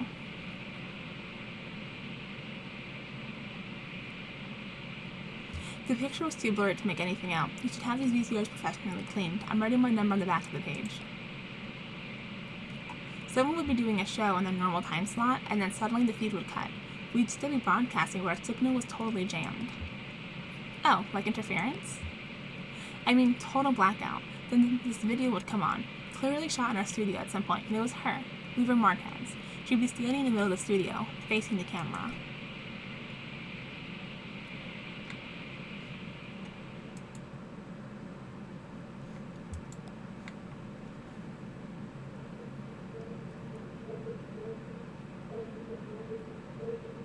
At the beginning of the video, you were asked to make note of memory from earlier in the day, and associate it with one of the objects on the table on screen. What of the objects did you choose? The feather. Was this object present in the second on-screen table after the camera passed through the doorway? Not the same one, but another sort of like it. It's a bit fuzzy in memory, but I do remember the sound, this awful hum, like that was how she did it. She made a hum so sinister it drove our signal into hiding.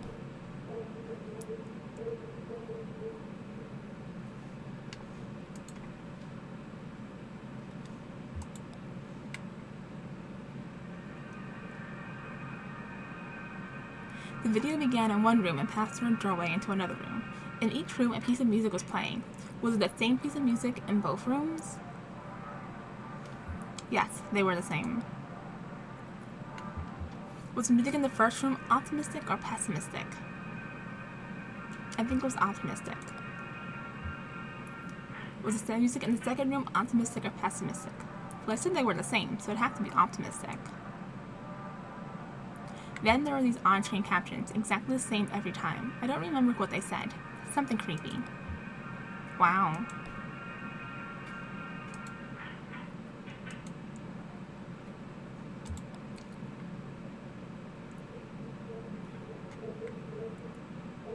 You were asked to make a note of a fond memory from childhood and associate it with one of the objects on the table on screen.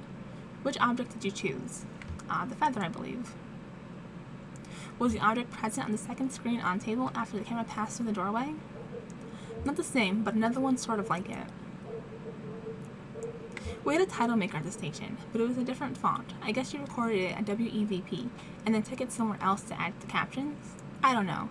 We all did a lot speculating about how she made the video. Why she made that video. Yeah, why not just broadcast it normally? It was community television, right? Couldn't be any worse than Naked Banjo Guy. Yeah, exactly. Some people thought it was a protest or something, but I know she didn't have anything against the station. To me, it felt kind of urgent, like she would have done her broadcast to the proper channels, but something came up, a crisis or something.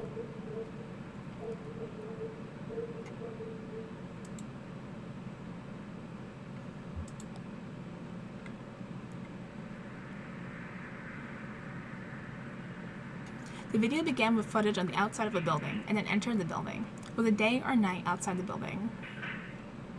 It was night. When the camera exited the building again, was it day or night outside the building?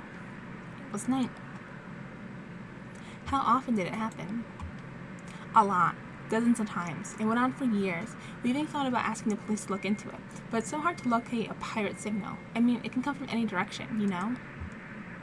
It's all just waves. Exactly.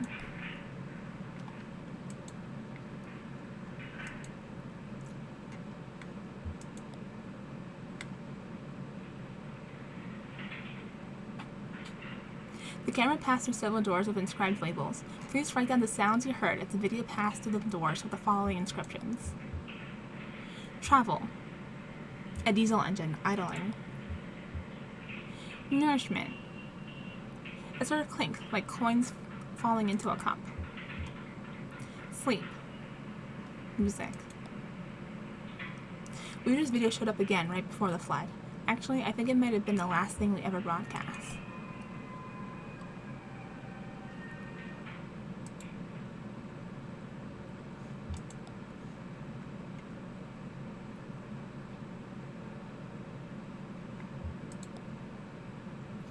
Okay, location updating effect on emotional memory. The results are kind of confusing, actually. She's either very bored or just not taking it seriously. So, produce standard effect on the forgetfulness index? That's all that needs saying, I think. Damn, this is taking a while. Daryl will be heartbroken if this is the only box we get through today. The poor thing, he's like a paper butterfly. I would say a moth.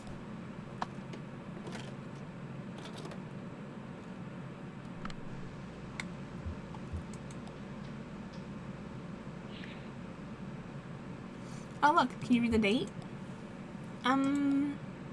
Damn, I can't read it either. It may not have been current. I remember for a while we had a calendar up that was like years behind. I think Daryl likes the picture. What was it? Best friends. Every month there's a different pair of animals that were friends. That's adorable. I think I'm going to be sick. You don't remember that? That weird intern brought it in from home. What was his name? Who? Oh, you remember. He was always like... he would make fun of him for... Damn, he's almost completely gone from my brain. So many interns coming and going then. I guess I didn't bother remembering their names. I wonder who was working back then when this was recorded. Is there a tape in the monitoring room? Yeah, here it is. Oh, before we check that out, did you flip the calendar forward or backward? Forward. Oh, weird. They usually flip it backward.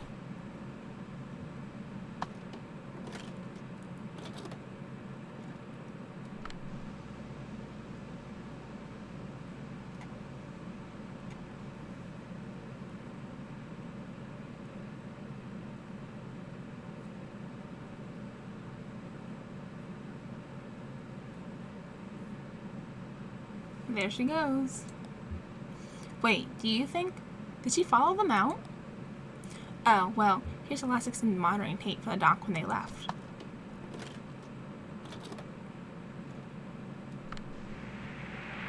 Oh no. See, totally he was one of the distillery guys. I guess you are right. The other guys came to pick him up for work, maybe? I don't like how we all hang out together. It's creepy. We hang out together and work together. Yeah, but it's not... They're like more than coworkers. I don't know. I just get this awful feeling whenever I see them.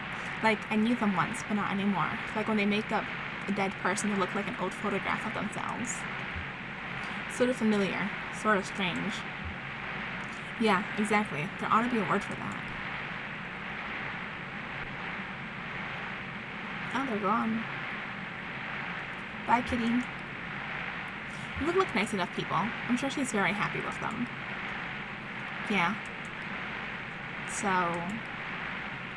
This has been a bit of a memory trip for you, huh? I bet you didn't expect these old tapes to stir up so much. How does it feel for these people to come up again? Weaver Marquez and Wise Mill. And what was your boyfriend's name? The one who died in college. Charlie. Yeah, it's kind of a bittersweet experience, actually. Like looking at photographs of people who've died or moved away. People that are gone. Gone, but not forgotten. No, not forgotten. You're right.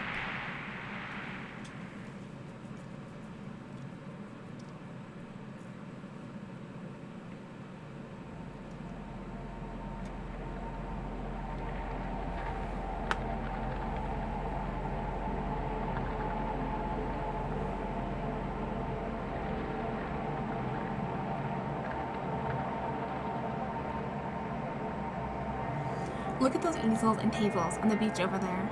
They call it an open-air gallery, or probably something more at scale like al fresco galleria.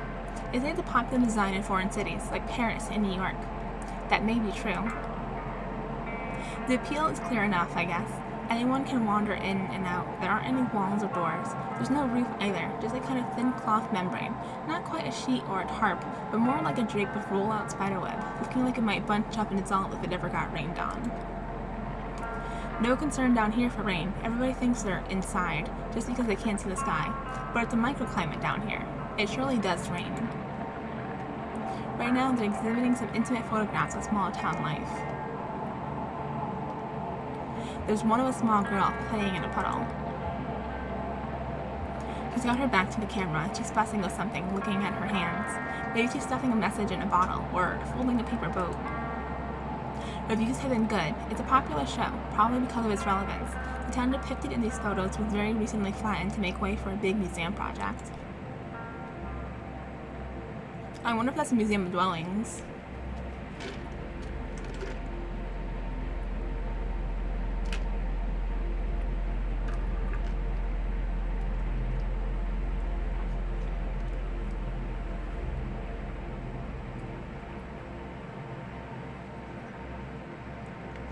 Ezra helped Kate forage for mushrooms.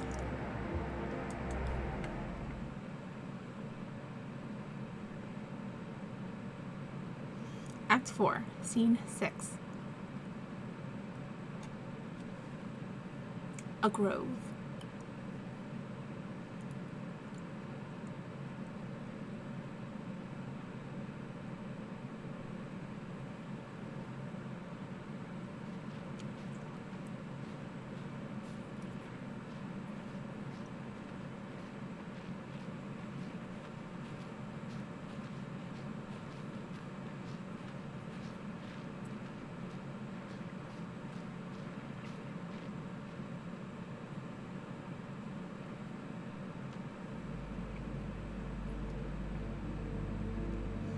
Oh. She lit a second cigarette with the embers of the first one. She trembled, sweating a little under a heavy coat. It was warmer near the doors, but she was following directions. No smoking within 25 feet of the hospital entrance. She stood by a hot dog cart, parked at the edge of the sidewalk. Kate gently rolls a fallen branch and plucks something white from the underside. She holds it up for Ezra to examine. Curlicabella porrigans. The common name is angel wings. Isn't that pleasant?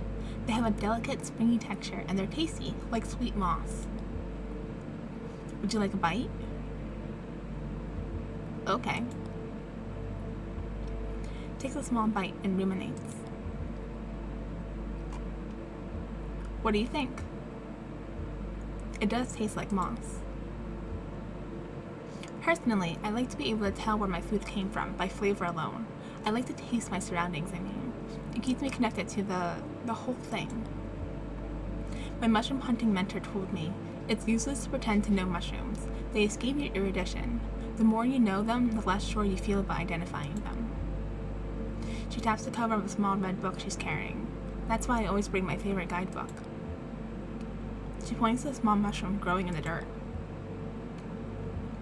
Oh, here's an important one to recognize, though. Look, see that greenish pallor of the cap? Amanita phalloides. That's Greek. Amanita means mushroom, and phalloides means, never mind. It smells like honey. Yeah, sort of nauseating though, right? Sickly sweet. Death cap, that's the common name. It's killed a lot of people, this little mushroom, including a few Roman emperors. It's revolutionary, haha. Even the Buddha died from eating a mushroom when he was very old. That's just what they do. Clear away old things, make room for new things. Pretty important, right? I've always thought they deserved a little more respect. Would you like to help me look for a few more? I have sort of a shopping list.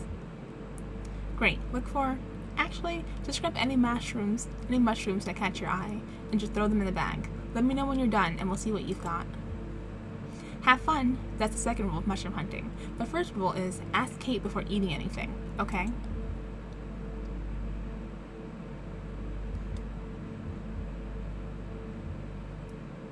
Ezra investigates a rotting stump.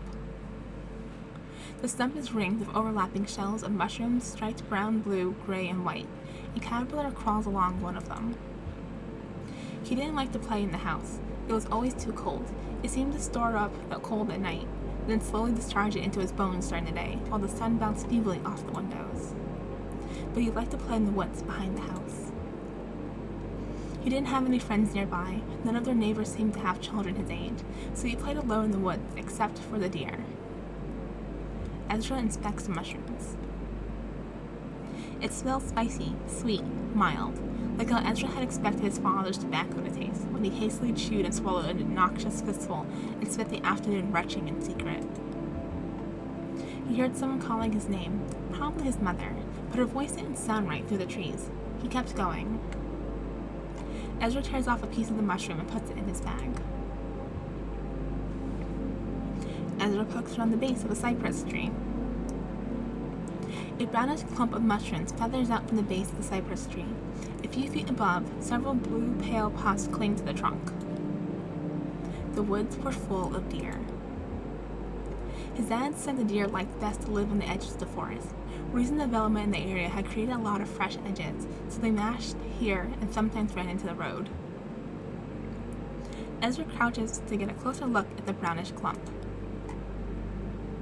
The mushrooms looked dried out and brittle, almost like tree bark. He heard strange, gruff voices back in the direction of the house, and something that sounded like a choked sob or a sharp rebuke. He keeps going. Ezra tears off a piece of the mushroom and puts it in his bag. He closes his eyes and listens to the water and the distant clicking of bats.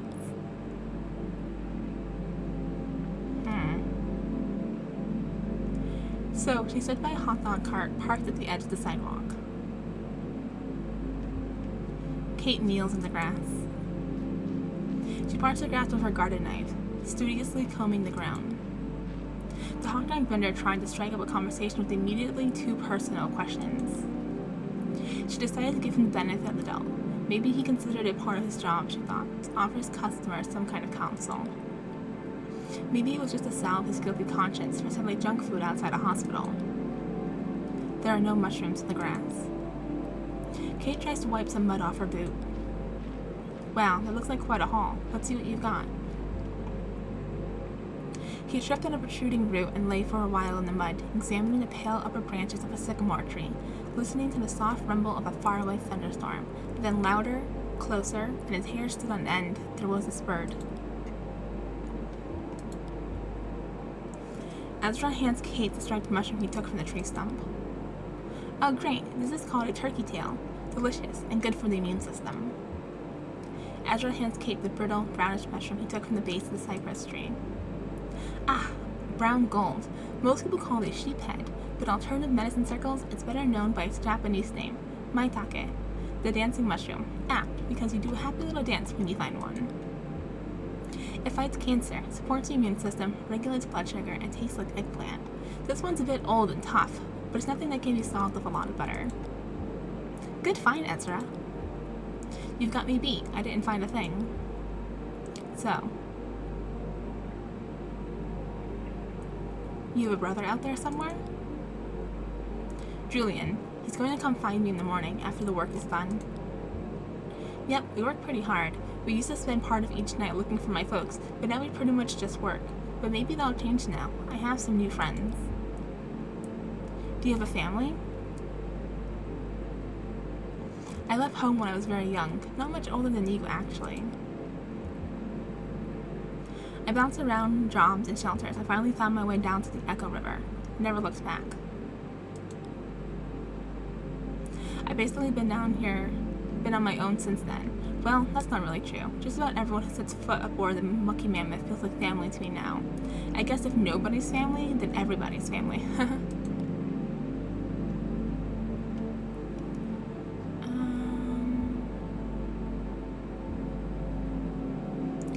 These are the only trees in this whole cave. Who planted them here? Right, not many trees down here in the dark. I know these are some kind of cypress, and they were definitely planted here deliberately, by someone who... I guess I don't know much about this place, really. It's supposed to be some kind of memorial to something. Will would know more. Sorry, it's a mystery. Ezra kicks the dirt.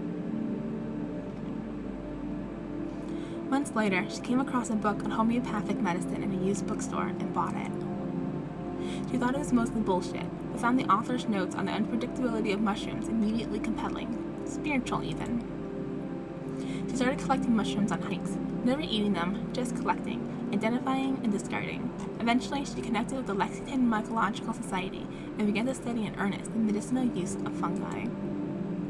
It's a mystery. I'll search for clues.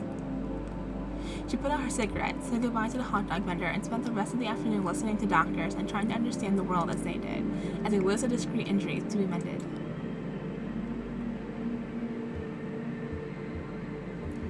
Ezra investigates the cypress tree. The tree smells spicy, oily. Inspect the bark. A message is carved in the bark. Ozzy. Ezra looks around the shore. Ezra steps on a plastic bottle. A wooden post projects from the sand nearby. Examine the wooden post. A groove is worn near the top of the post. Ezra inspects the contents of his pockets. Alright, what have you got? Somebody carved Ozzy in that tree over there. Oh, huh. What do you think that means? It's part of somebody's name, or it's short for something. Observe 0 yaks. Old zebra yard. Ordinary zoologist yacht. I don't know what that means. Yeah, it was a stretch. There's a pole in the ground over there. It's all scratched up. Oh yeah, I bet people tie their boats there. Maybe somebody who takes care of the trees. Could be, or other travelers and mushroom hunters like us. Well, Ezra, I can't say I know what that all adds up to. Like I said, I wish Will were here. He'd have some local history for us. We can ask him back on the boat. Kay and Ezra look up at the old battleship drifting by. Oh, there it is. The Iron Pariah. Don't worry, it's just passing by. I don't know much about it firsthand, but I've heard things.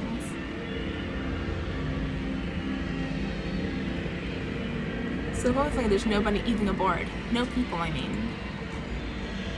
There must be something on there. Life is everywhere. Rats, insects, some kind of hardy mold. Part of it could be flooded and hosts some of the eyeless fish that live in the echo. Hey, maybe there's some mushrooms growing in there, slowly consuming military rations from over 100 years ago. I've heard it was in the Civil War. I guess they had boats full of soldiers and supplies going up and down the Ohio River, and they fought on the river, like boat to boat with cannons or something, I guess. Machine guns? I'm the military historian, as you can probably tell. Anyway, I guess this one just got lost, and somehow ended up all the way down here.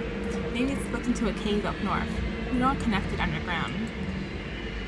There's another version of the story where it didn't get lost. It was full of deserters. They came down here to hide. Maybe that's why it's called Pariah. More mysteries. They do pile up over time as people forget the details. Thanks for taking me mushroom picking. Mushroom hunting. You can pick apples because they're right out there in the open. Mushrooms hide. You have to hunt for them. Ezra's parents shook him awake. They seemed alarmed, but not immediately concerned. They led him back to the house, past the house, into the car. Dad said they were going to stay at the bus station for a while, the one with the little arcade, the car game he liked. Dad watched them closely in the rearview mirror, expecting Ezra to be excited or confused or scared, but he didn't feel anything. He hardly seemed to hear. In fact, he felt like he was observing the family car from a distance, from far above, from the clouds.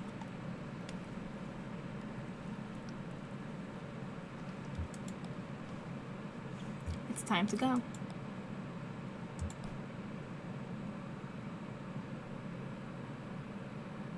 So we got a little bit of Ezra's backstory. That's cool. And a little bit of Kate's, I'm assuming. See that rough circle of rocky protrusions near the shore? It's more intricate than it looks. More than 2/3 of it is actually underwater. I haven't seen it myself, but listen to this. It's man-made, and the rocks were in place according to their size, so it's visible as a more or less uniformly random selection of the overall shape. It looks like it might be a spiral, all told, or maybe some kind of meditative labyrinth. At the head of it is a petrified oak stump that was moved here from above ground, of course, decades ago. That's where the ceremony took place. The Locke Lucks were married here. Many frail-tongued observers said they should just go with the lock or luck, or split the difference with look, or even lick, or really anything else, but it was never going to happen.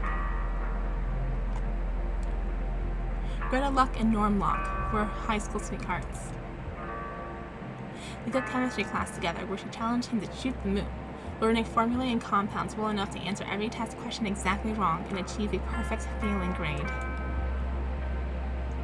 Their engagement was welcome news for the family businesses, who had been looking for some opportunity to merge their interests.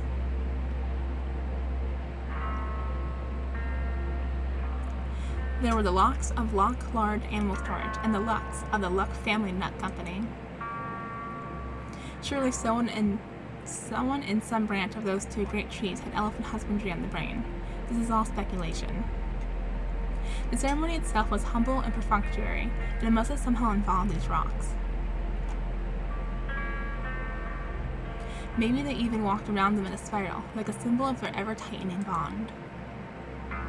And it must have also involved that petrified stump, neither family in particular religious, but rumors persist that the officiant wore a robe.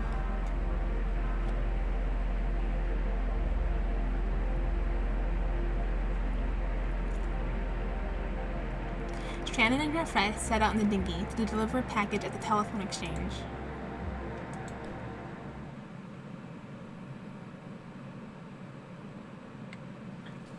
Act 4, Scene 7. Echo River Central Exchange. Thanks again for your help. This is about as far as the tugboat can go. You know, noise and lights disturb the bats. I usually send Will, but he's up to his elbows in mammoth grease right now. So we passed through the bat sanctuary, which is really nice, by the way. Be sure to check out all the plaques and stuff for, cool bat facts. Plenty of time. Anyway, the Echo River Central Exchange, or, Consolidated Auxiliary Switch number 30. They changed the name when the power company took over. Anyway, it's just on the other side of the bat sanctuary. This package is going to Poppy. She's an operator. The operator. We'll meet you on the other side at Salmon Ida's for our scheduled early breakfast stop. Just follow the river. Can't miss it. Oh, I almost forgot. You may or may not be interested.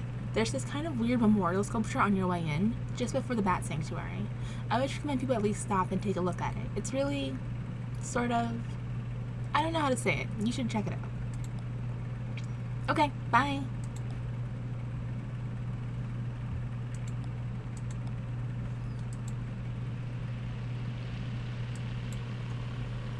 Oh, and we're off.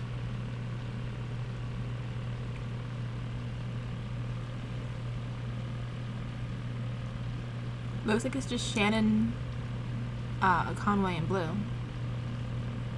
Is this a memorial?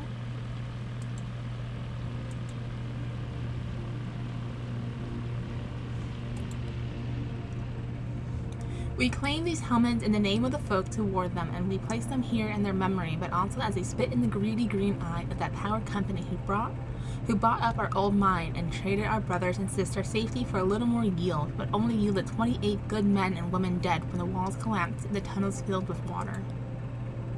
Their lungs were black, but now they're washed clean and full of water too, and swept through hidden tunnels into some awful cave we never will find, and so we guess the water buried them for us, so let this here be the marker for their grave.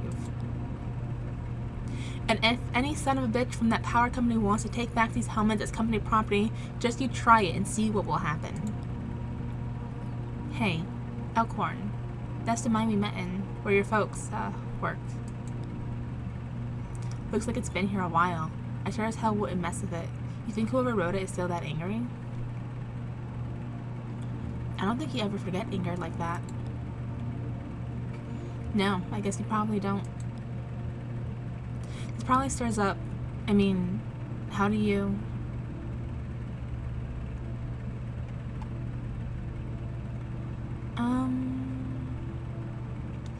It's fine. I'm glad this is here. People should remember this happened. Well, here we are, remembering. And I didn't even know it at the first time around, but here I am remembering it now. That's a fine memorial, I guess.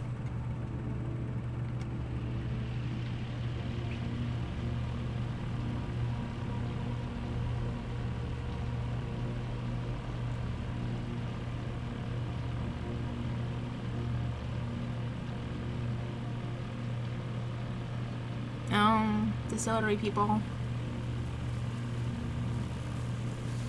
I don't want to talk to you. Leave me alone.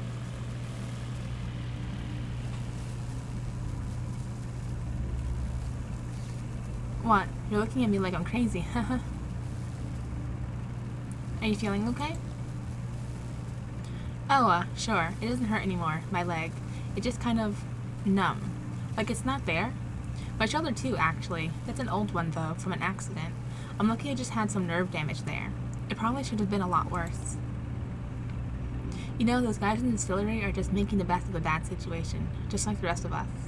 Hey, one of them said to me earlier that they can even help me take care of these medical bills for my leg, you know? Get it all together on a plan, consolidated. What? When did you talk to them about that?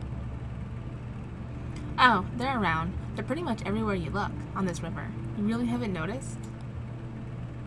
Anyway, I have a feeling it'll all work out. Even this delivery? Yeah, we're almost there, right? Hell, at this point, I bet we can just take off the parking brake and the truck will roll into Five Dogwood Drive by itself. Listen, that old truck I've been driving belonged to my boss, Ira, Lisette's husband.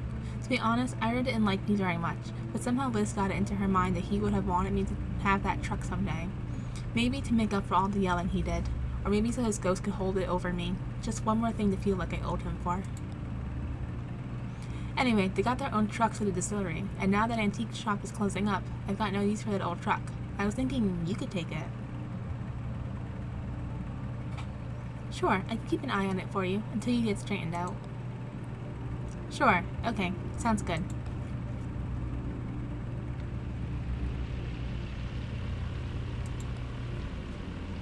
Visitors to the Echo River, Kentucky Slow-Bat Artificial Hibernaculum and Sanctuary are asked to take extra precautions in order to prevent the introduction of foreign fungal contaminants and the spread of white nose syndrome. Ooh, I learned about that recently. Please do not visit the sanctuary during the same day in which you visited any cave known or suspected the host bats infected with white nose syndrome. Please do not leave your vehicle. If you must leave your vehicle, please remove shoes, clothes, jewelry, headwear, and eyeglasses to ensure you do not bring any foreign spores ashore with you.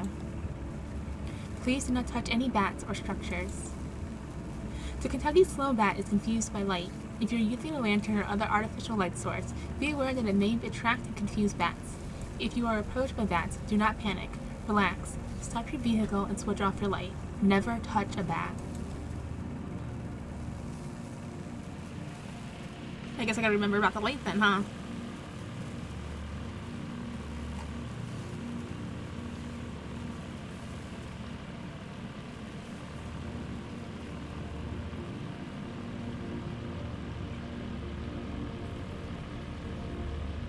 Why are we zigzagging so much?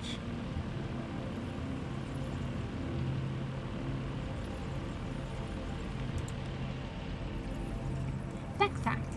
Ever talk with your mouth full? Bats do it all the time. Bats talk in extremely high frequency clicks, too high for humans to hear. Then they use their powerful ears to scan for the echoes of these ultrasonic clicks.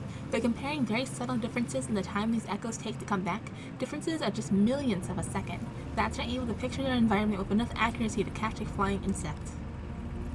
Once a bat has caught an insect in its mouth, it's still flying, and so it still needs to avoid running into anything. So bats keep clicking away, even while they munch on a tasty bug snack. It may be poor table manners, but it's crucial for surviving in the dark. I wonder how the other bats know whether one of them is really talking or just chasing a bug. I think when they're actually communicating, it sounds more like singing. I'd like to hear that.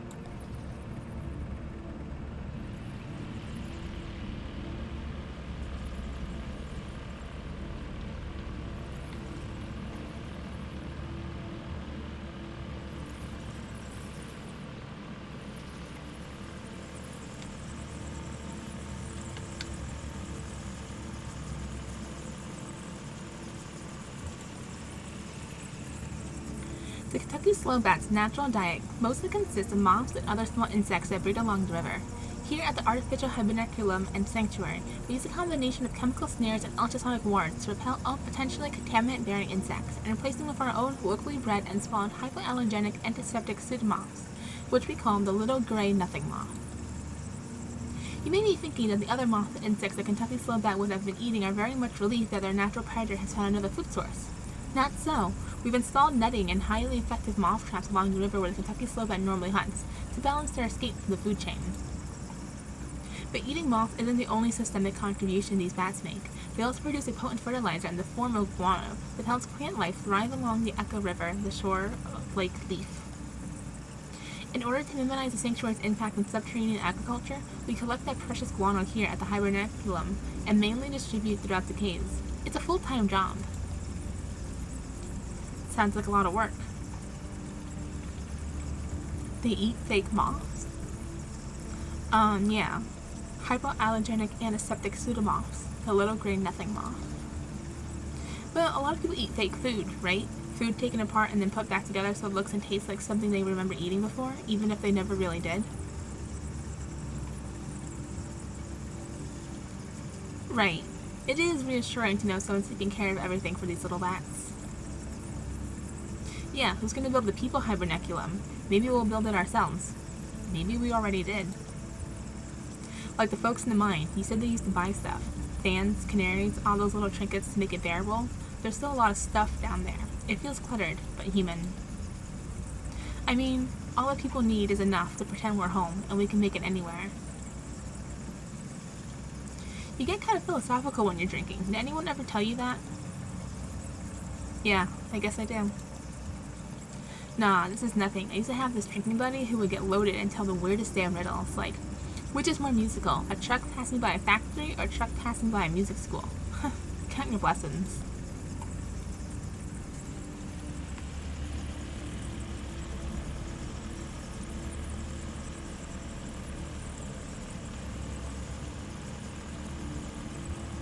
Sure are a lot of bats. Should I keep the light on? Or should I turn it off? We won't be able to navigate in the dark though, right?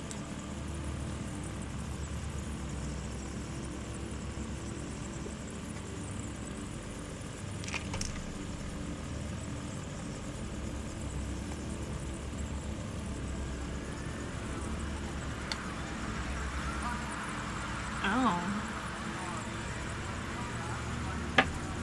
Oh.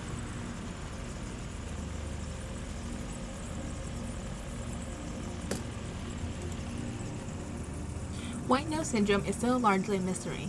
We suspect that the white fungal growth which appears in the bat's faces and wings irritates and confuses them, causing them to awaken early from hibernation and venture outside, depleting stored energy they need to survive through the winter. But biologists are nowhere near curing the disease. It spreads quickly and is highly fatal. In this way, white nose syndrome has drawn some comparisons to colony collapse disorder, as suffered by bees. White nose syndrome and colony collapse disorder are sudden, violent, and mysterious. Will honeybees and the Kentucky slowbat be the two more lost species, wiped out in a geological blink and forgotten to natural history? It's possible that a cure won't be identified in time, so the sanctity of this artificial hibernaculum is our best hope of preserving them. As you leave the Echo River Kentucky slowbat hibernaculum and sanctuary, please make sure your vehicle and clothing are free of hitchhikers.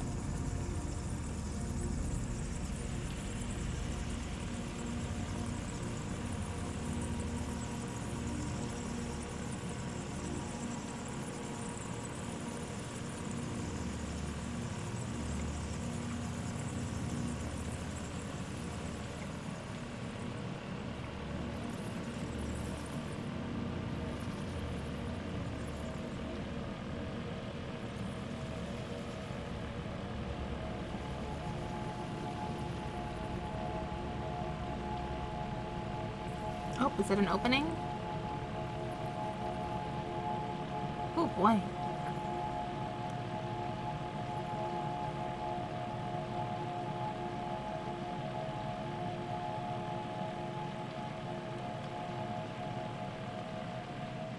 Oh, there are people here.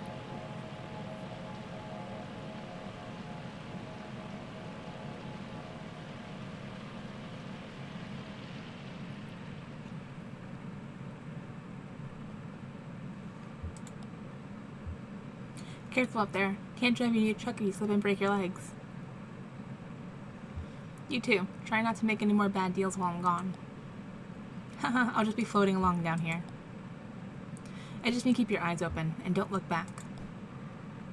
That's an odd thing to say. Oh hi, I remember you. What are you doing down here? I'm just exploring. I like dark, underground places. I'm a romantic. Really? What does that mean to you? It means I like poems and rivers and mysteries. Okay, bye.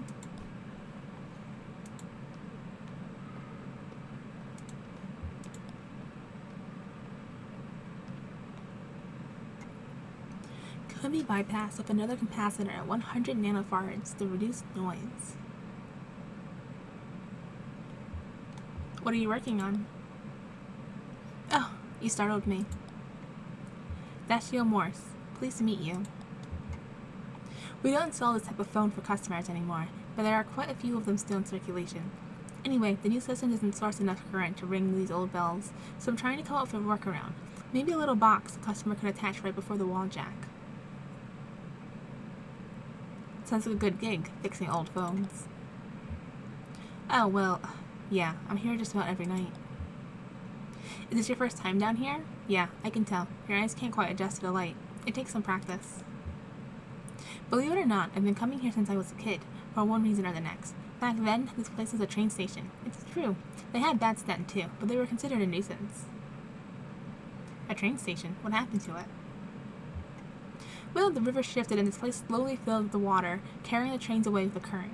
It does that, the river, and I don't begrudge it. It's a good reminder that everything we have is borrowed, even trains. Eventually, someone at the Bureau of Reclaimed Spaces heard this place was still empty, so they moved the phone company in here. I returned here as a young lineman, a skill I picked up in the wartime, running telephone wires behind enemy lines. We used trees instead of poles. I miss that, actually. They were easier to climb.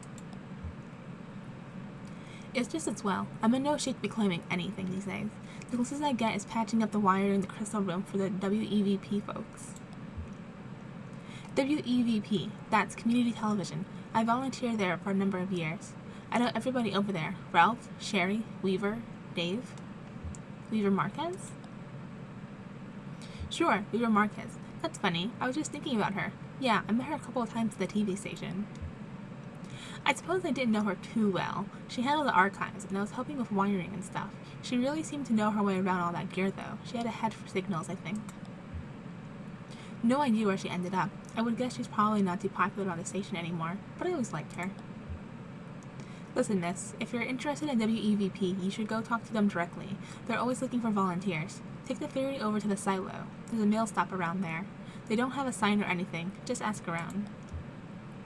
I guess I'll get back to this damn old ringer. Poppy's just a little further down after dropping off that package. Nice chatting with you.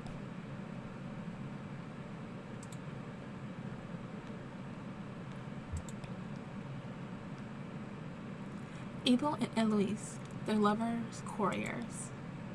Bred for racing, Abel and Eloise spent most of their lives as carrier pigeons in the employ of the Echo River Avian Post. They retired here after Abel was disfigured in an accident with a light aircraft. But old habits were hard to die. Abel and Eloise would pick out scraps of paper from the ground, the trash, even pull them out of pockets and deliver them to other people nearby to delight or embarrassment. Word spread, and travelers passing through this tunnel began to come prepared with love letters, poems, and other written desires to pass along indirectly through these pigeons. After a hard day's work, Abel and Eloise would always be found nestled closely together in a disused newspaper stand set aside for their habitation, and that's where we left them. Oh, there's the birds up here. Okay, cool.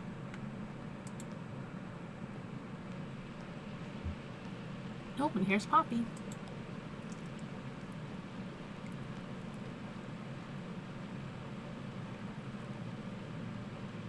Just sit right over there by the lamp, sweetie. Thanks. Actually, just a minute. Who's the parcel claimed to be from? Consolidated Power Company? Oh dear, I'm afraid to open it. So, who are you? Do you work for the post office or the tugboat? I only ask because I haven't seen you before. Was it you I heard chatting down the hall? I'm just doing Kate a favor, dropping off this package. Kate! I love Kate. She helped deliver both my nieces. One in a hospital, one at the base of a mossy moonlit oak. It was beautiful. I love Kate. I think Loretta's granddaughter used her too.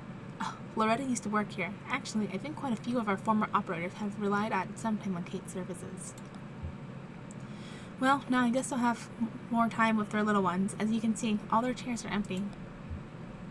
It wasn't always like this. When I came to work at the Echo River Central Exchange, there were 12 of us: Loretta, Edna, Meg, Kara, Marie, Louise, Liz, Hester, Angie, Wilma, Connie.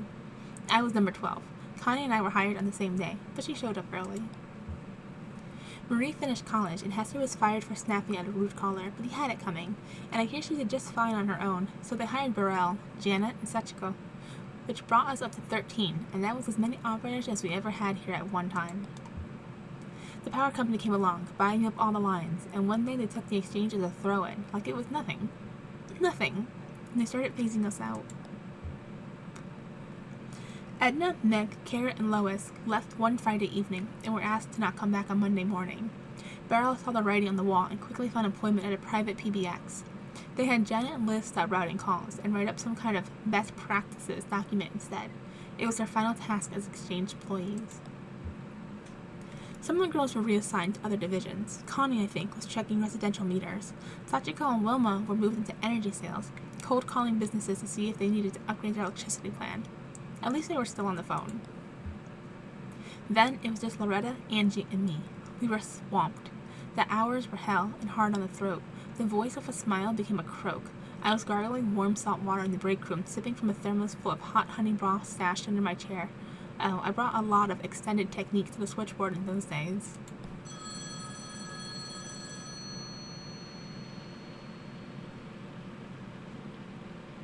Sounded pretty good to me. Yeah, I'm impressed. So, where was I? Extended switchboard technique. It was all about timing your breath. Some girls got lightheaded doing too many calls in a row. With that upbeat, dynamic inflection they made us use to keep everything intelligible. It was very physical. So after a few months, it was just me. A new automation strategy was announced, and this place was rechristened Consolidated Auxiliary Switch Number 30. If it's automated, what do you do here? It's not fully automated. There's still gaps in functionality that need a human touch. And, you know, it really is all about touch here. Sound is a vibration, a touch you feel in your ear, so my voice is my touch.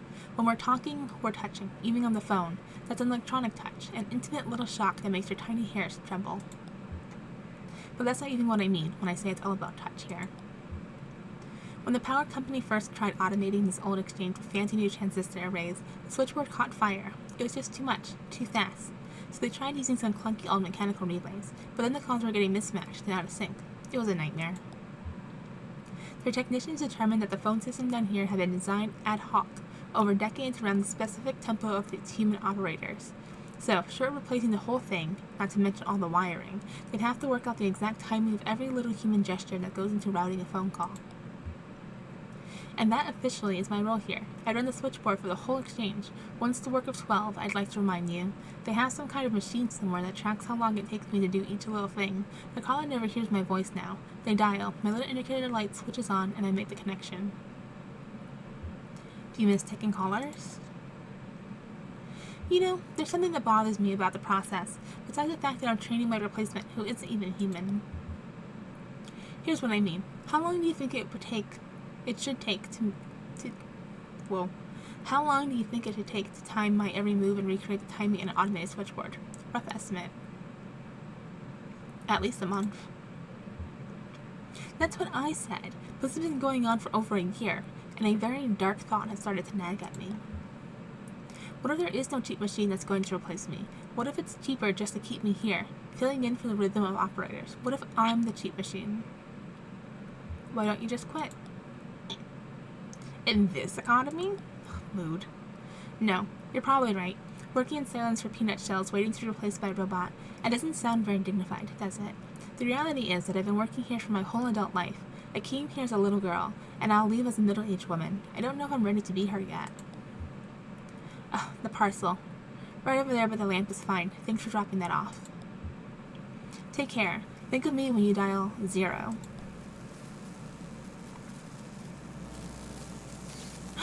Conway's gone. Blue's on the other side.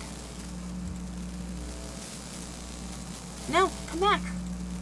I clicked the skull button. I meant to click the arrows.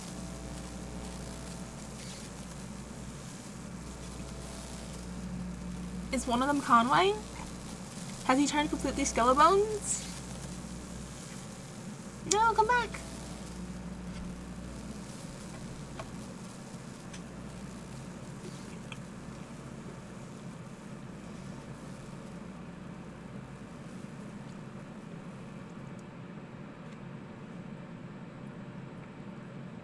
You think the distillery people got him?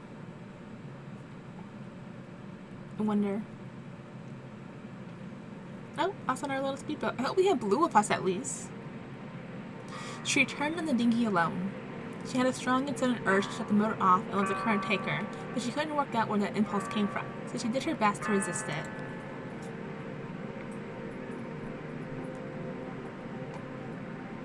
She met a guitar-playing peddler floating on a bicycle, with his dog in tow. He said they took turns. The water was cold, and the floating bicycle, while technically marvelous, wasn't quite buoyant enough for the both of them. Swimming is hard work, the hardest work that dog had ever done, he expected. They'd been traveling in this way for most of the night, struggling through the icy water, stopping to recover where they could find a rock large enough to start a small campfire. He had his belongings stuffed into a weathered guitar case at the end of a thin rope. It floated pretty well, so he only had to keep an eye on it and occasionally free it from a rock or some driftwood it was caught on. She asked if he had a guitar in his case, or just clothes. He would have played her something, but the case leaked a bit, and he didn't think it would sound right until it had time to dry out. She met a flower salesman on a raft. They floated alongside in buoyant pots, bobbing untethered. He corralled them with a long pole on a stream of small instruments. She made small talk. He was alert and easygoing. His day was just beginning. He used to work at the balloon barn, but it closed down. When he wasn't selling flowers, he'd hang out by the highway and listen to the sounds the cars made, study them carefully, and then learn to reproduce them with his own voice. He was working on a record. He drifted away with the current, pushing his flowers along with the raft. She met a family of 5 on a flat-bottomed skiff. The boat was loaded to capacity with black plastic bags and a few larger pieces of furniture wrapped in a blue tarp. 3 paddled, and 2 adults and the older child. The younger children slept. They'd been traveling all night, first by car and then for the last few hours by boat. Hungry and tired, they didn't plan to stop until they reached West Virginia, where a relative had offered to take them in. But the adults were happy to take a break from paddling in weary silence. They asked her about her river journey. She said she was on the way to Sam and Ida's. They brought some food. The kids had picked the garden clean earlier in the day, so they'd been snagging on fresh bell peppers and tomatoes and some crackers, rationed carefully for the trip. They wished her well and paddled on towards West Virginia. She gave in, shut off the motor, and floated for a while. Then she knew what she'd been craving, a moment of silence.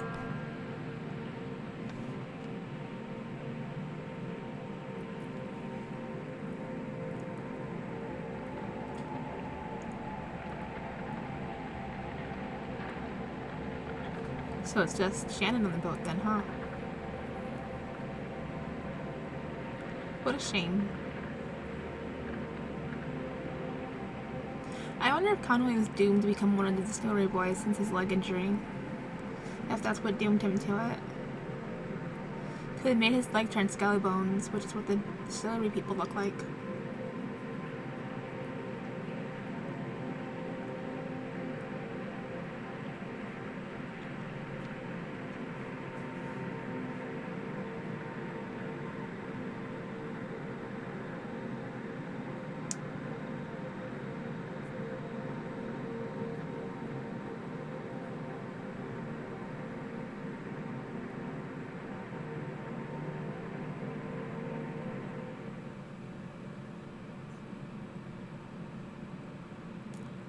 Act 4, Scene 8.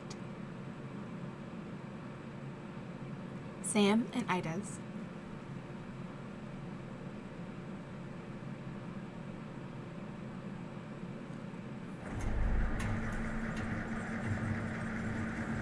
Oh, I don't see Blue. Did we leave Blue?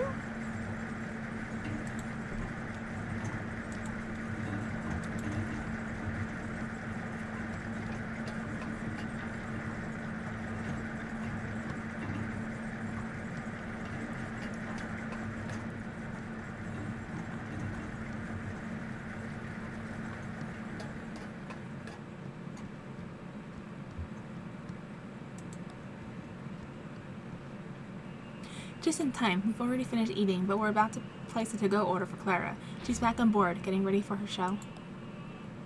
Take a look at the menu. I'm sure there's something you'll like. Ida's a bit of a local celebrity. For her cooking, I mean. Hey, Ezra was just asking about you. He's around the corner playing a video game. Maybe go let him know you two are back, or... Where's the old man, anyway?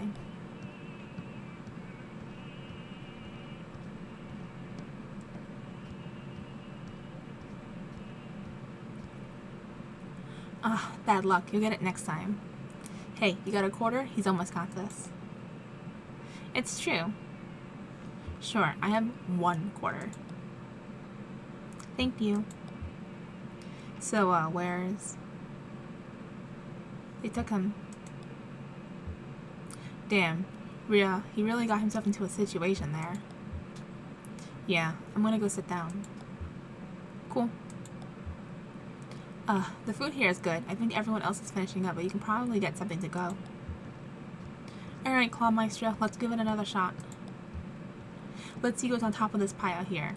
There's a stuffed octopus, a plastic bag full of clamshells, a cowboy hat, and some big headphones. The octopus has a leg wrapped around the boombox underneath it. The shells are pretty clear, but I don't know if the claw can really grab the bag well. The cowboy hat is in the corner, so it's kind of tricky to tell if it's wedged in or not. Those headphones might be a good bet, but I can't see the cord. It could be wrapped around something. What are you gonna try for? Let's go for the clamshells. That sounds like the best bet. Worth a shot. Okay, when I put this quarter in, you'll have about 8 seconds to grab your prize. The shells are on the left, near the back. Let me know if you need help lining it up. I've got a slightly different view of the field from up here. Ready? Go! Johnny inserts a coin and the machine awakens. 08. The claw hovers in the front left corner of the machine. Front left corner. We need it to go in the back. Push the joystick up. 7 seconds. The claw hovers halfway along the left wall of the machine. Go up again. So it's in the back, right? The claw hovers in the back left corner of the machine. Push the button to drop the claw down. The claw drops. It grabs the shells. The bag of shells is not substantial enough for the claw to hold. They tumble back out as it rises away. Oh, damn, you had it. Too bad those shells were in a styrofoam cup or something. Hey, listen, it sounds like that old man you were following around, I guess he had to leave.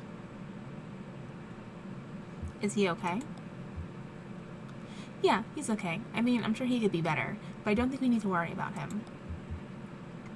Anyway, I don't know what kind of plans you have now, but if you need help figuring out your next move, you can always talk to me and Miss Junebug. I just wanted to make sure you know that. I'll meet up with Julian when we get back above ground and go back to the museum. Oh yeah, he's your brother, you said, right? Hey, maybe we still have time to poke around this place a little. They have some pretty wild stuff in here.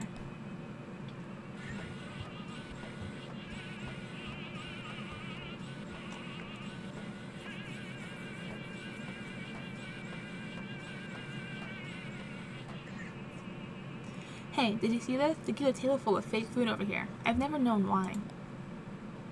Actually, I think it might be real food, coated with shellac or something, preserved, and... Look, this tentacle-looking thing is half eaten. This is someone's meal that they didn't finish? I dare you to take a bite. Haha, you first. Okay.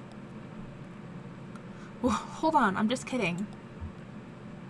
If Sam and Ida preserved this half-eaten meal, it must have been pretty important to them, right? Maybe it belonged to someone they care about, like a beloved uncle who had a mid-meal stroke, so they kept it in his memory. Yeah, like the sunflower seeds my folks left behind. Oh, I'm sure your folks are fine, though. Are you worried about them? Yes, it's weird that they just disappeared. Yeah, listen, that's okay to be worried. You're doing fine.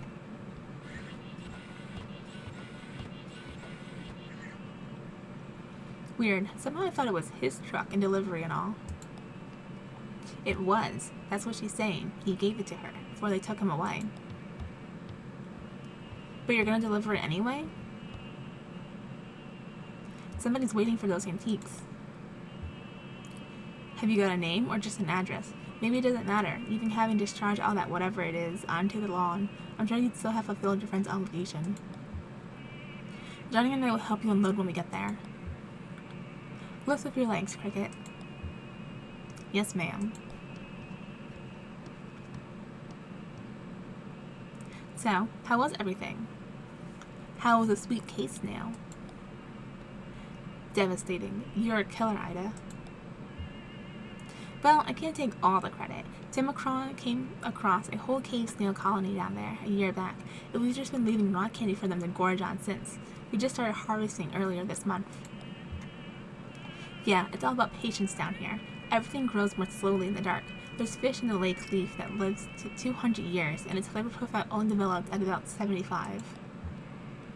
I've got a pot of bones in there that's been stewing for at least a week. I don't even remember why I put them on. Come to think of it, I don't even remember what kind of bones they are.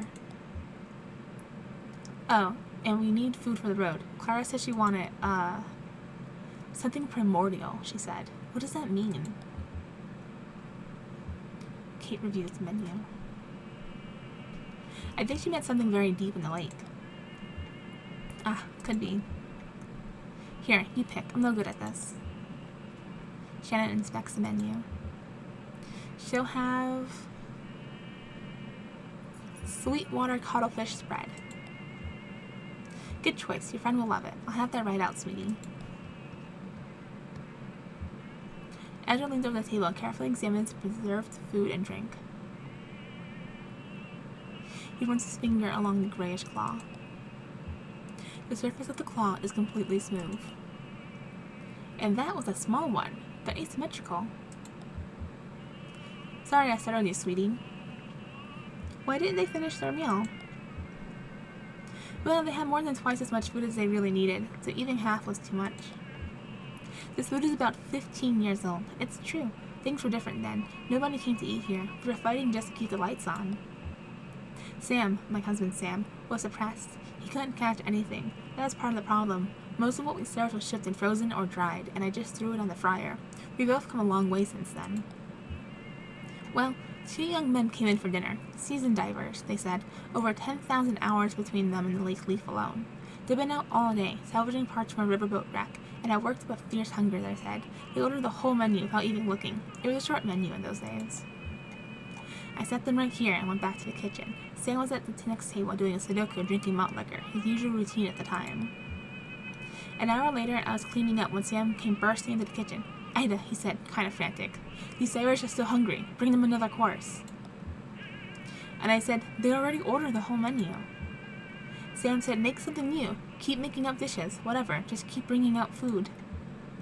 So I did, until the small hours of the morning. I made up so many new dishes that night I could write a book, and it was good. Inspired. But I was working so hot and fast at the burning edge of inspiration, I didn't think to write any of it down. And I was so wrecked with exhaustion the next day, I knew I couldn't remember what all I'd done in the kitchen. Sam thought we could take a photograph of the leftovers, but we couldn't get the lighting right, so we just shellacked the whole table. Now when I need inspiration for the menu, I come and look here, and think about all those ingenious dishes I threw together for those divers. Of course, they didn't pay their full bill. I heard one of them complaining to the other, let's just pay half and let them charge the other half to whatever demon in the kitchen kept making out food faster than we could ask for it. But it all worked out. Things have really turned around since then. This place is actually pretty popular now. The success and our expanded menu inspired Sam, too. He started bringing back the most magnificent ingredients from his nightly dives. I better get to work. Stay right here, sweetie, and I'll bring you a treat on my way back out.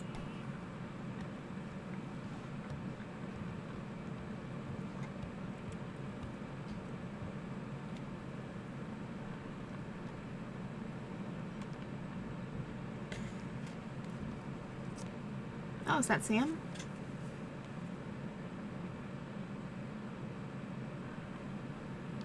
Well, buddy, I guess you're the catch of the day, the one and only, haha. So what are you? You look like, well, some kind of squid, I guess. Kind of mopey little guy, huh? Yeah, I can see it in your eyes. You smell like, kind of dusty, dry. Where the hell have you been swimming? Skin feels like sandpaper. Huh, well, she'll figure something out. I think I'll call you Silent Blue Squid. Welcome to Sam & Ida's, the one and only silent blue squid. I hope you enjoy your stay. I mean, not too much. Have you ever seen a creature like me before? We were pretty far down there. I wouldn't be surprised if I'm the first, except there were 2 divers who went before me, long ago. Maybe that was before your time. How old are you, anyway? I wonder. They ate here once, back in the bad old days. 2 young guys, could have been brothers, maybe. I was over in the corner with my coffee and crossword. I hadn't been able to catch a thing, so I just fried up something from Frozen. Well, these guys were hungry enough to eat it and asked for more, and they did at least as much talking as eating. See, like I said, they were divers, and like I said, they might have been brothers. They had a kind of rivalry going between them or something. Ida was about to write up their check, but I slipped calmly and quietly into the kitchen for a minute and told her to just keep bringing out food. I figured they wouldn't notice, caught up in their boasting as they were, and I wanted to listen. They went back and forth for hours about the deep and dangerous dives they'd been on, new tunnels they discovered, all the weird creatures they'd encountered at the weirdest depths of the Lake Leaf. It was like a dance, no, like a boxing match. Each story went deeper than the last. And I listened to every word of it, memorized every description of every tunnel and diving route they discovered. That was my map now, you see. For 15 years, I've been using roads those 2 young divers discussed right there at that table. Yeah, I could write a guidebook to the depths of this lake, but I don't dare. Someone would steal my good diving spots, and then where would we be? See, people come here from all over just to try our daily catch, because they know it's unique. Ain't you proud? Since I can't write any of it down, I just preserved that table while they had their meal so I can look at it and to jog my memory. Like they were eating pickled crabs when they talked about that shipwreck full of salamanders. Pretty clever, huh? It's my own secret code. Well, I'll be straight with you, Silent Blue Squid. There is one feature of this arrangement that I find unsettling. In fact, I lose a decent amount of sleep over it. I told you those boys were competing, right? One-upping each other, I mean? Each getting wilder and more adventurous as they traded tales. Well, I navigate mostly in the dark down there, just going by touch and kind of mental picture I can construct from their detailed boasts. And every time I explore a new diving spot from those recollections, I have to weigh it all against the risk that I'm headed right into a dangerous falsehood. One of those men could have felt for a moment like he was losing some ground in their little duel, so he could have slipped a fake one in there. Maybe he told a fib about some dive he went on and found a colony of blind shrimp living in a discarded refrigerator. And when I get down there, my diving bell cracks open on a sharp rock where he had said the fridge would be, and that's the M of Sam & Ida's. To be honest, that possibility puts the fear of death in me every time I touch water.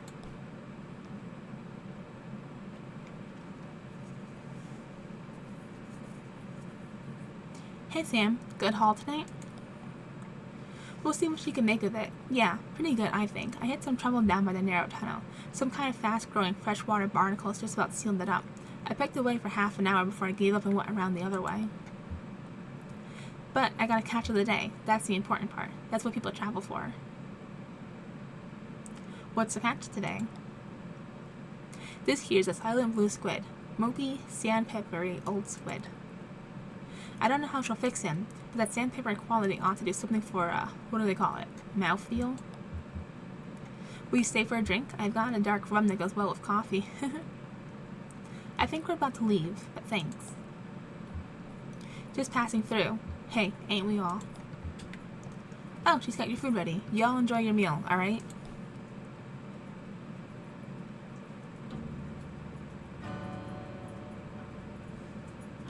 Boy, we just stared at each other.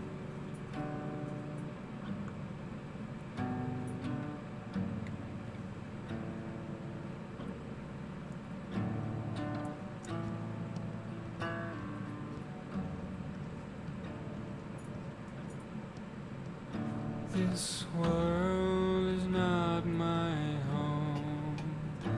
I'm just passing through. My treasures and my hopes are placed beyond the blue. Many friends and kin have gone on before, and I can't feel at home in this world anymore.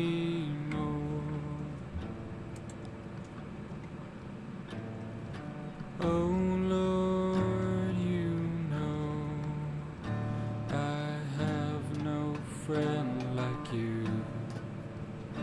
If heaven's not my home, oh Lord, what will I do?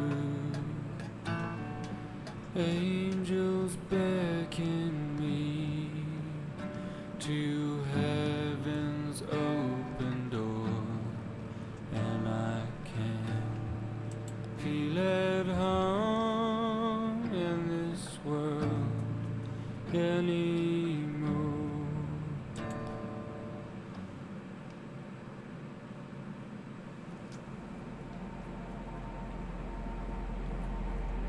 Well, that was a nice song. A little sad, but nicely performed. Oh, it looks like a wreckage of some sort here. See, that just looks like a swirling mess of garbage, doesn't it? Well, that's what it is. I don't know why trash needs to collect right there. With all the spots in the lake, it's always been that way. Everyone just navigates around it, like it was an island or something. I think I see some desks and chairs swirling around the edge there. Those all-in-one desks, like they have in school. And if I remember right, it's been a few years since I saw the inside of one. Those must have washed down from somewhere. I've never known there to be a school on the lake. Oh, there was Gemini School of Beauty. It was run by sisters, Casey and Paula. Indistinguishable except for their haircuts, but I wouldn't think they'd use desks like that. We used to stop there almost every night to let someone off for a cheap haircut. Student stylists, you know? They spared many a sailor the pain of a botched do-it-yourself-do. But I guess they got in deep to the power company. Those blow dryers and curling irons burn a lot of coal. It's a shame they had to close down. The haircuts are gone, but the hair keeps growing. Yeah, this cluttered place makes a decent local museum. It's as good as history as I could ever tell. We arrived at a small houseboat neighborhood that sometimes hosted concerts for the pleasure of its residents, where Clara was scheduled that night to perform.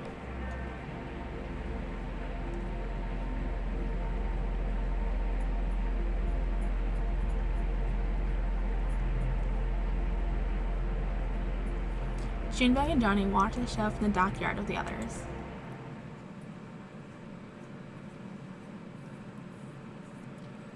Act 4, Scene 9.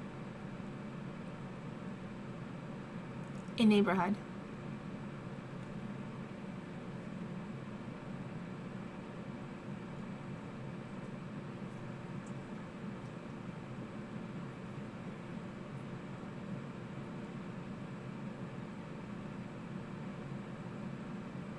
Mm-hmm.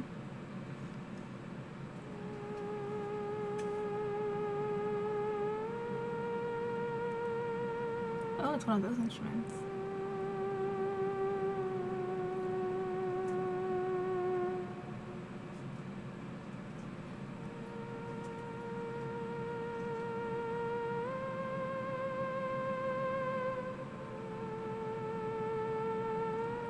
Oh.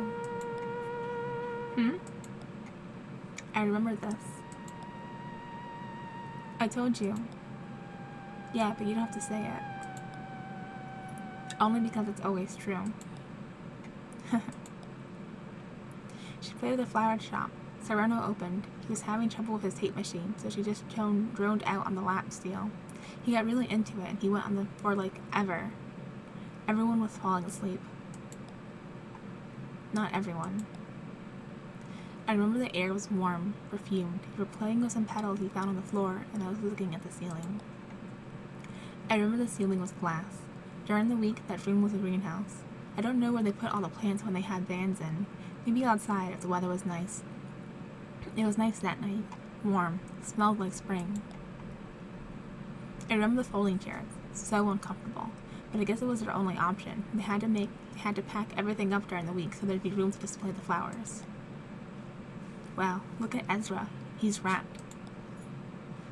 Yeah, he's really into it. So, we were talking about him earlier, at the gas station.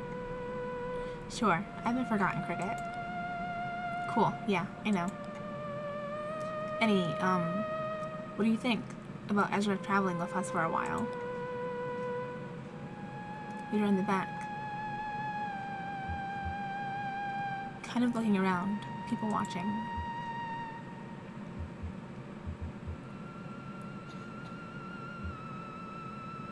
I remember a bearded guy sleeping in a chair with a bowl of chili in his lap.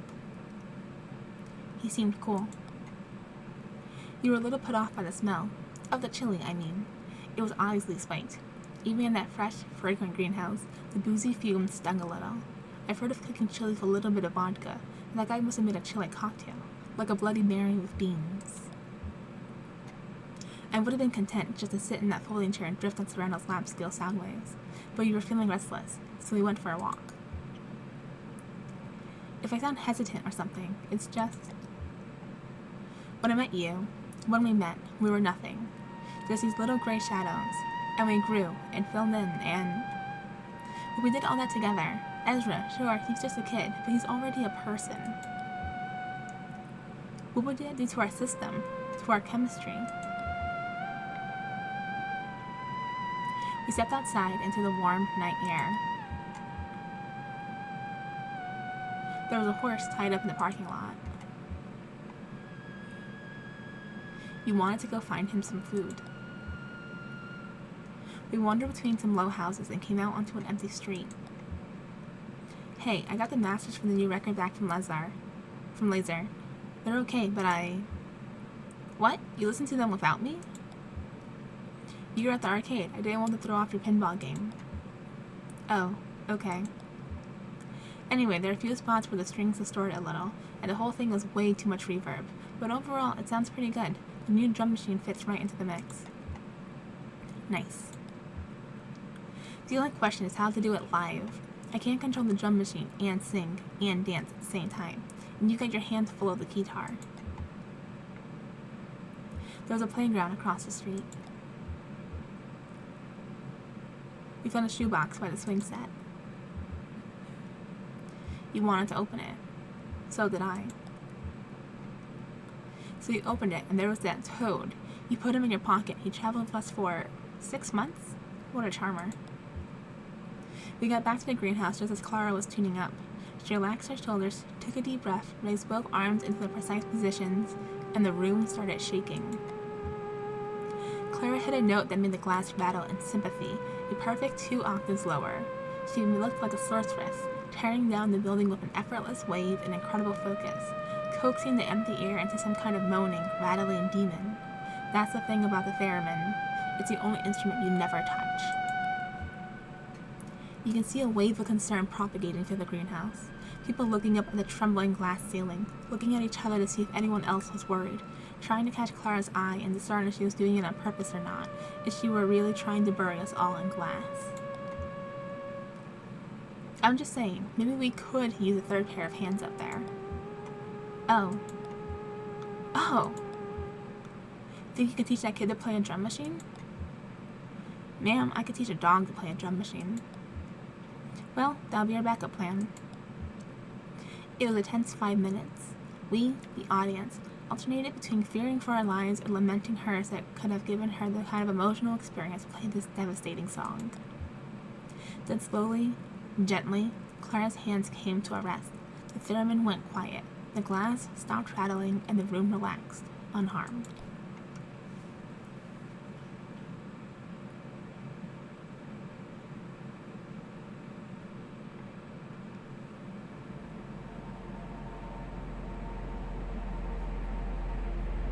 The theremin's such a fun instrument, just like watching people play it, because it looks like you're not touching anything. I always wondered how it works. Should probably look into that one day. I met a photographer once. I mean, one in particular. She even took my portrait. I can't imagine why. She said it would immortalize me. That was a metaphor, of course. She meant I'd never be forgotten. And she was disembarking, not far from here, actually. The film fell out of her bag. It was borne away by the current. I was working on deck at the time. She shot me a sad, apologetic glance, but I wasn't bothered. It's no shame to be forgotten.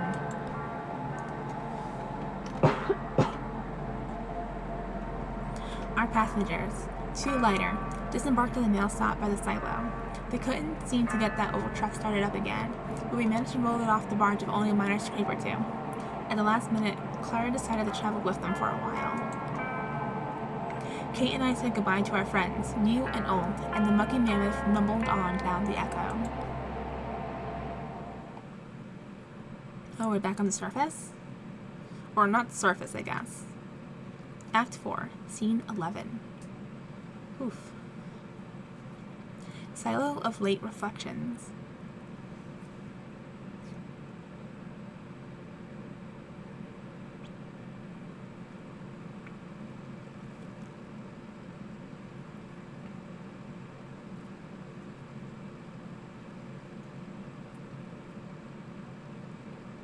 What's this place like? Dogwood Drive. It's in a small town, or...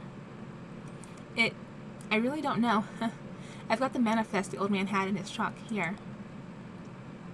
Lasette Antiques, mail or delivery, no return address, shipping address 5 Dogwood Drive, packing list. And then it's just numbers. I guess the inventory numbers of these antiques are supposed to be delivering. Anyway, I'm glad you're coming with us. Yes, I'm always eager to see more of the country, and I enjoyed the company. But we'll have to find a bus or a train to get on to Nashville by evening. Well, they have buses everywhere, right? Or hey, I could drive you to Nashville. Seems I have the truck now. Only, how are we going to get it up these stairs? Oh no. That's quite a staircase. Is there another route? A tunnel or something? No way out but up. I guess we can wait for the mammoth to come back around and take us a little further down, but that won't be until late afternoon. Looks like we're making the rest of the trip on foot. I don't even know what's in there. What if it's too much to carry? Nah, we've been loading and unloading gear since the stars were young. We're our own roadies, right? We've got expertise. Alright, Cricket, let's get this delivery packed and tied into bundles. We're hiking it upstairs. What's in there? Antiques, I guess. Antiques? Yeah, antiques are... It's like junk, but people will pay for it. Oh. Sorry, I guess you'll be taking the bus after all. It's okay. It will be an adventure. Shannon sighs and stretches. Tired? Don't worry, lady. We're almost there.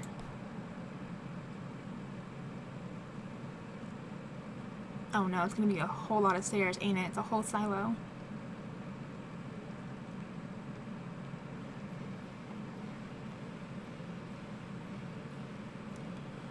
Oh boy.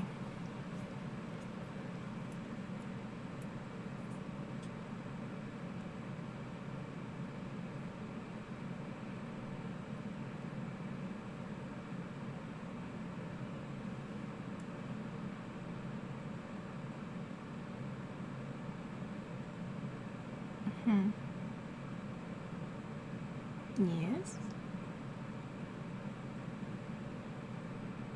Oh, it's dark for a very long time. Are we okay, game? End of Act 4. Whew, that was so long.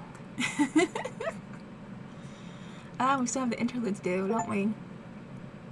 Alright. Interlude time. Un pueblo de nada. Oof.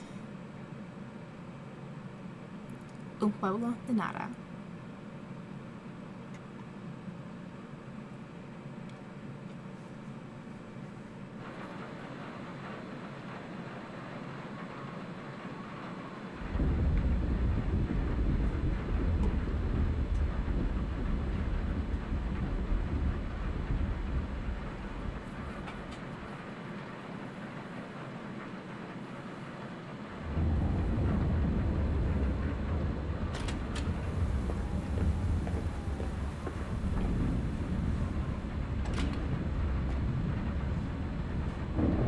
I'm not late, am I?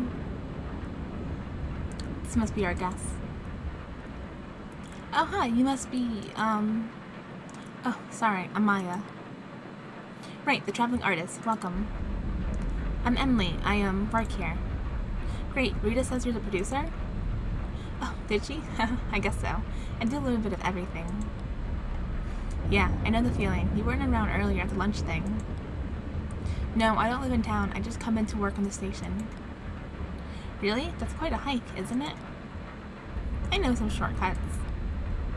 Oh, okay. I should make sure she's comfortable. So, do you... No, I'm fine. Thanks. I'll just find somewhere to perch until you folks are ready. I've got a lot to digest. Mentally, I mean. Well, and it was a big lunch. But I spent most of the afternoon examining the mounds. Oh, the burial mounds? Yeah, that's why I came down here, to see them up close and make some sketches. Ah, they're amazing, right? They make me uncomfortable, to be honest. It seems kind of weird to build a town in a graveyard.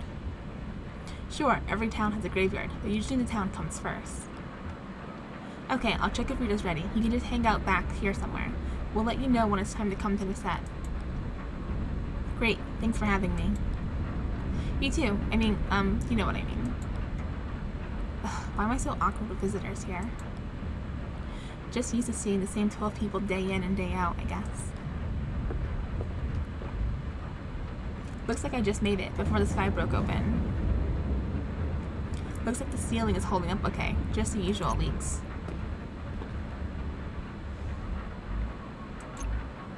If it gets any worse, we might be stuck in town tonight. At least the floor is staying dry. My left boot has a hole. Ooh! What is this weird view?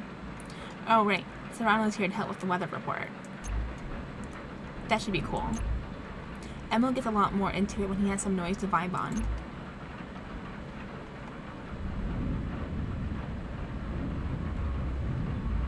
The video data bank. It used to be on the other side of the room, and the couch was in this corner. We moved it here, and the ceiling is less leaky. It's further from the windows, too, so sunlight doesn't bleach the labels. So much archiving is just playing hide and seek with weather.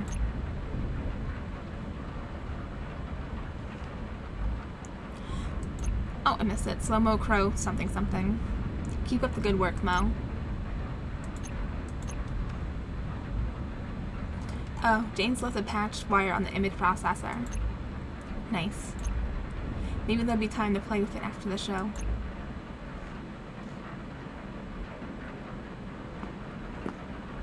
Time to start the show. Okay, ready when you are.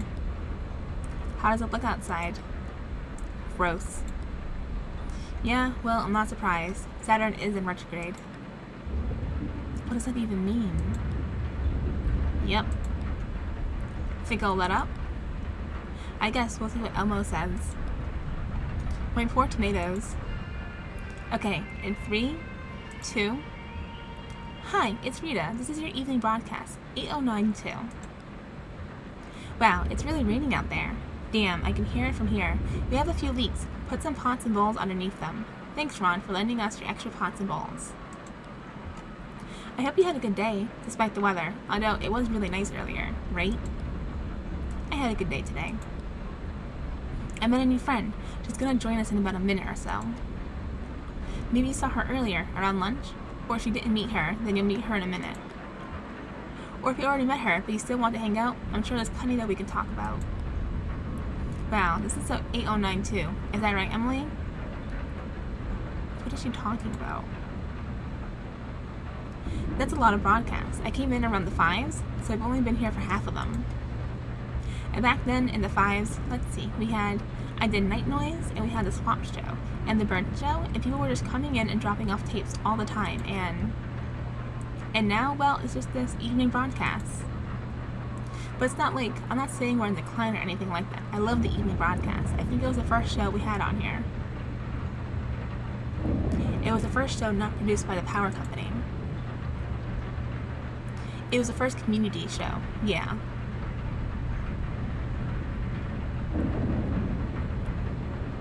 Those empty humming shots of trees and glowing-eyed animals. Before that, it was just security footage from the woods. Yeah, so it's the spine of the station. Or maybe it's the heart. Or is it the skin? What part of WEVP body do you think this is? Why don't you come on by and tell us about it? We're going to be here for another 30 minutes or so. Or if you don't want to brave the storm, you can always give us a call. Same number as always, 270-216-5556. Okay, so we're going to start with a tape. This is an old one. It's one of mine, but maybe you haven't seen it. Or if you've seen it, it's been a while, so maybe you've forgotten. Shit. What? She asked me to cue up her tape on Pueblo de Nada. Where is it? I don't know. It's probably still shelved. I'll find it. Thank you.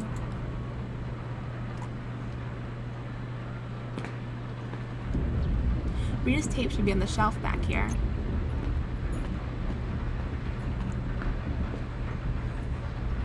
Emily scans the shelf of videotapes. I had these alphabetical. Can't keep anything here organized for long. We should put this all in chronological order, although I guess it's hard to remember sometimes to order things. And some of these tapes were made at the same time. Or we started one video and then started another in the middle and then came back later and timed out of joint. It's like sweeping a beach. Oh, wait a minute. Ralph borrowed it for his screening, so it's probably with the others he returned. Here, Aunt Connie Ray framed, bare waist studies, death of an airfield. Un poco de nada. Aha. What would you all do without me? I'll cue up Rita's tape now. Here you go, Mo. Hold off on playing this until Rita's done setting up. Thanks, babe.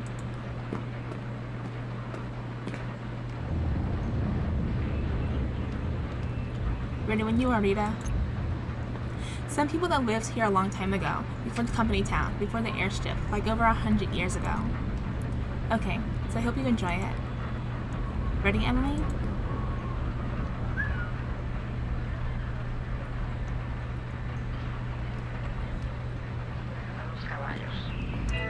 I wonder what Maya thinks of the dog. Llegaron de Florida. Antes de eso, de This algún is cool. lugar en Have you seen it América before? Central. Pero ninguno de los que llegaron Is she being aquí genuine right había now? vivido Just en making small América talk? Central. La comunidad se Honestly, it makes me kind of reconstruyó a sí sleepy. misma, persona por persona. I know what you mean. I used to en date a los filmmaker. años He worked in a intermedios. similar style. Slideshow Gothic. Haha.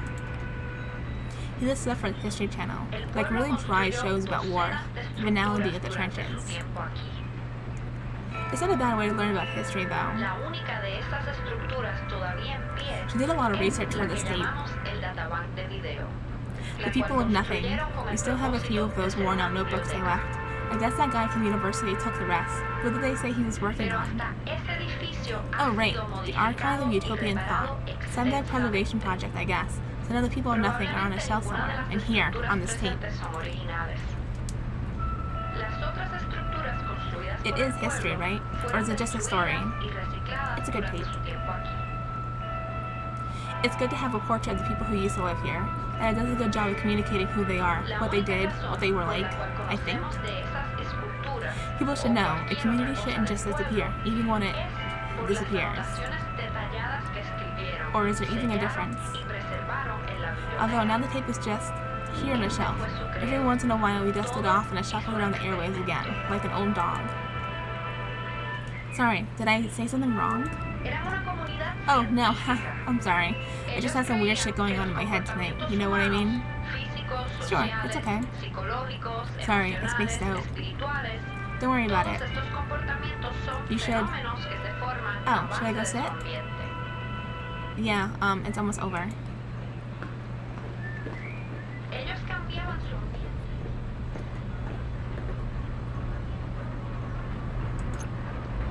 Next up is Maya's interview.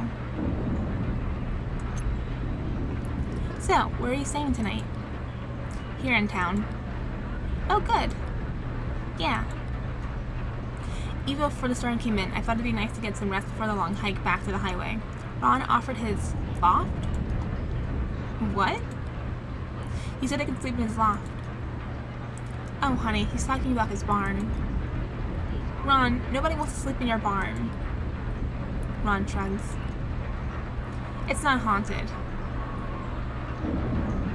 Hauntings aside, it's not a very comfortable barn. I mean, I could sleep anywhere, but I think the last time Bob slept in there, he needed a tetanus shot after. But that's Bob. He's a hypochondriac. I'm not sure if he even really needed it. You'll stay at my place. Oh, thanks. Oh, Ron. Do you need anything? Actually, do you have an extra toothbrush? It'd be nice to sleep under the stars. I think I do, actually. Yeah. Oh my god, I've been in the woods, you know? Right. I actually used a twig this morning. I kind of chewed up one end. No stars tonight, though. I've done that. Really? I'm disappointed. I thought I invented it. Even better, you can chew on some pine needles. It really freshens your breath. I mean, it's not perfect. Wow, that's roughing it. Just close your eyes and pretend, I guess. Right, exactly. And even then, it's just not the same as real toothpaste. Do they know we're rolling? Emily waves to Rita. Oh, okay. Hi, so I hope you enjoyed that video. Like I said, that was from, it's several years old. I can't remember exactly. I enjoyed it very much. Oh, thank you, Maya. What's next? I brought in a tape. Oh, okay. You good? All queued up. I'm gonna check on the boys. Check on the boys. These boys? No? These boys. What the hell are they doing? Ben and Bob are seated on the couch, poking the electric innards of the radio. So then it won't mute while it scans between stations. Okay, 'cause that's where they live, right? No, you just want that constant static noise. Frank, the noise, that's where they live. They don't live anywhere, dude. They're ghosts. Okay, why does it matter where you tune the radio? It's like soil in your garden. You need rich soil, right? Mashed up, rotted leaves and stuff, like compost. Oh, hey, Em, how's the show? What the hell are they doing? What are you doing to that poor radio? Working on the new ghost box. This guy, Frank, wrote about it in his newsletter. The Paranormal Periodical. No, that's Sylvia's. Frank's is the Ghost Gazette. The radio crackles as it scans rapidly across the spectrum. Snippets of voices mixed with colored noise and unfamiliar interference patterns. Did you hear that? That was definitely a voice from beyond the grave. Sounded like, I clearly heard dogwood in there. Yeah, kind of sounded like more like frogwood to me. What the hell is frogwood? Man, I don't tell the ghosts what to say. Did you hear that, Emily? Must have been dogwood. Dogwood, of course. I guess it doesn't matter. The ghost voices don't really come out until you play back the recording later. They only exist in recordings, like a copy without an original, a mirror reflecting something that isn't in the room. Eerie. Like the mountains. The burial mounds here in town? Do you think they're haunted? No.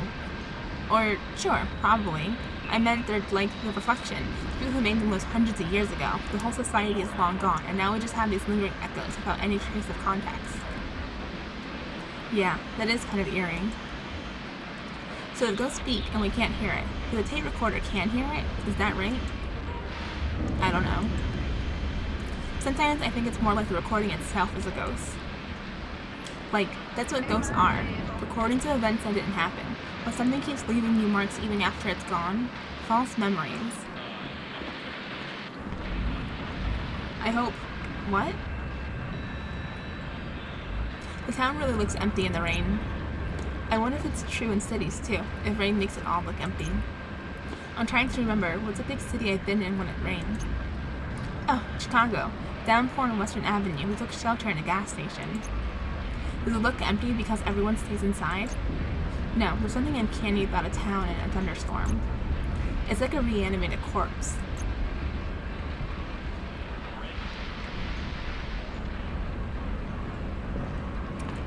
It's Ron's big moment. So, okay Ron, anything you want to tell us about the tape?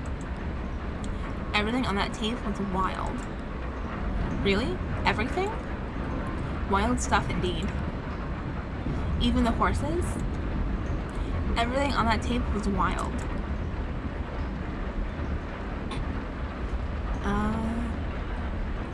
These are all so random. Planes used to leave these thick black marks on the runway at our little airstrip. I guess it was from coming in so fast on such a short runway. Or maybe cheap tires?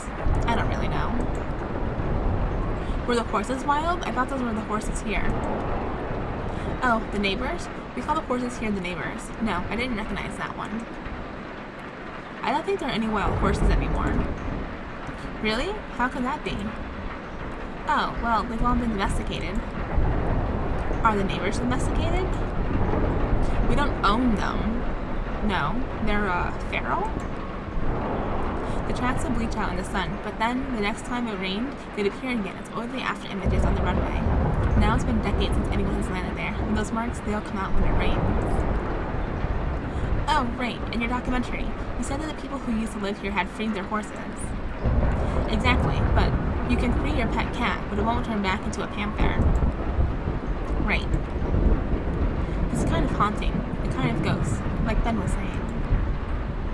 But everything's a ghost around here these days. It's a ghost town with people still living in it, against all reason.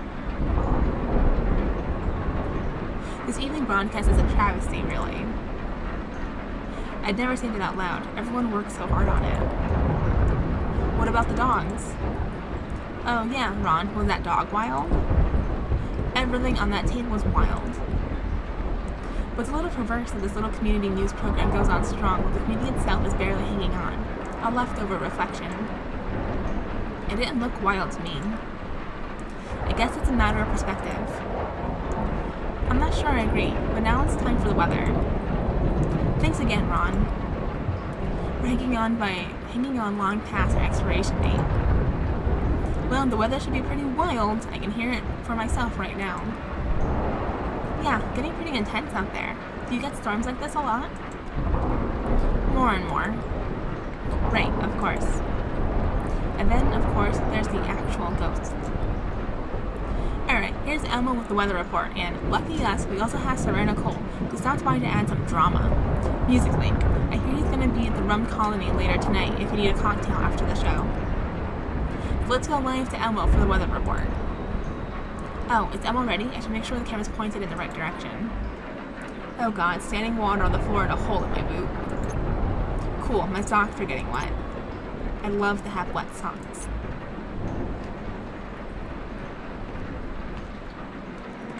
Emma and Serrano are killing this weather report. Hey. Hey. This is so I could do this. I can write up my lyrics on slides and kind of performatively project them.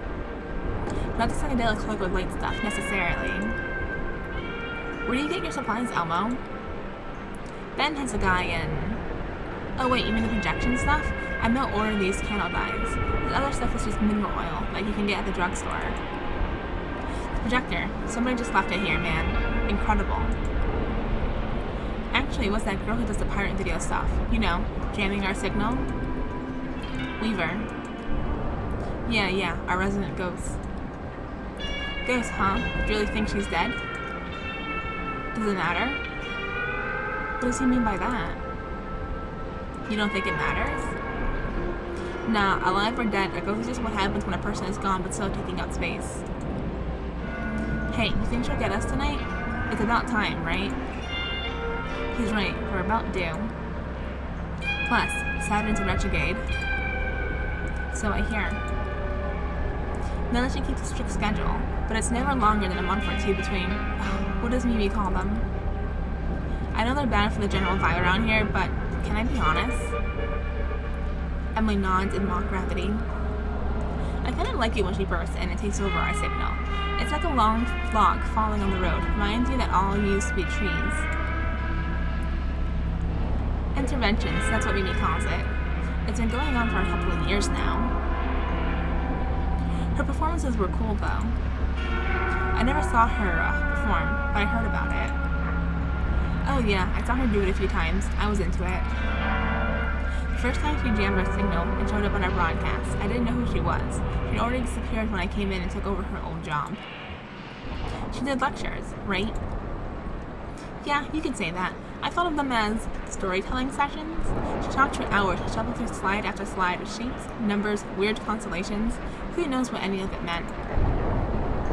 Everyone was so excited and confused, and scared, a little. On the defensive. They still are. And this was her projector. Right, I don't know where she got it though. It still works really well. I got a spare bulb in the resale shop, but I haven't had to use it yet.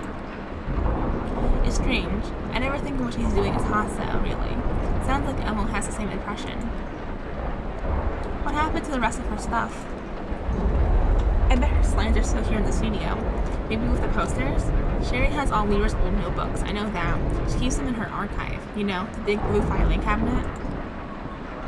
With the daisies painted on it? Yeah. Anyway, the really hard part is these two pieces of glass. They have to be paired very precisely. I had to get these from the clock store over in Glasgow. That's where they come from. Clock faces. Thanks for the tips, dude. Anytime, dude.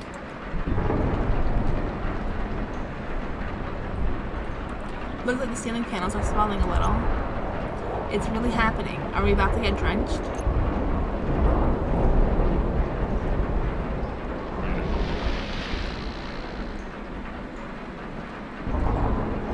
Back to you, Rita. Thanks, Emma and Serrano. So next we have a selection from the Video Data Bank. You're gonna like this one, Maya. This one's about caves. Ooh.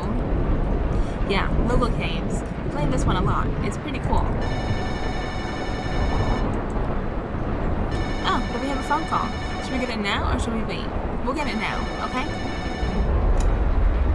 Rita presses the button on the telephone next to her. Hello, WEVP. Hey, Rita, it's me. Jeff with the, remember you called me, it's Jeff with the G, but the first time I got in the air, you called me G off by accident. You still remember that. So you can still, but it's Jeff with the G. Can you say, I was going to tell you, say hi to Maya and Ron, but Maya and Ron, you could write here, hey Maya, hey Ron. I didn't know if anybody got my last message I left on a voicemail. But I was going, like, if you know, I was talking about those raccoons that keep eating my garbage. And I named one, I would have been watching them eat my garbage, because they just would say, should I go out there? They tapped on the window and they would just look at me. Hope you won't pack a lunch. Sounds like this is going to be a long one. And I said, well, maybe it would, like, is this a circle? Like, there's a movie, A Circle, what's a circle of life? I said, maybe this is the circle of life for my garbage. And then I was watching so much I started naming. I named one of them First Bumbles, because he was a bit of a bumbler with the garbage. And one I named Garbage Face. It should be okay if I wander around a bit. Banana Peel Face, but then I said those aren't nice names. And Milk, I call another one Milk Toast. Hey, babe. Hey, babe. Did you know Weaver?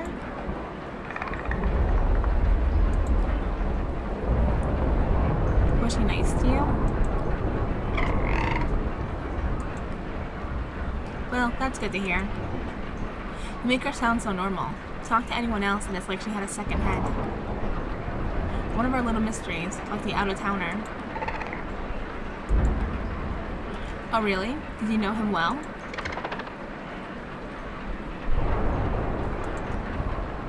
Wow, I had no idea. So, who do you think did it? Of course, I hadn't considered that possibility. What a waste. Sad. Well, have fun. I'm gonna see if Jeff is done. In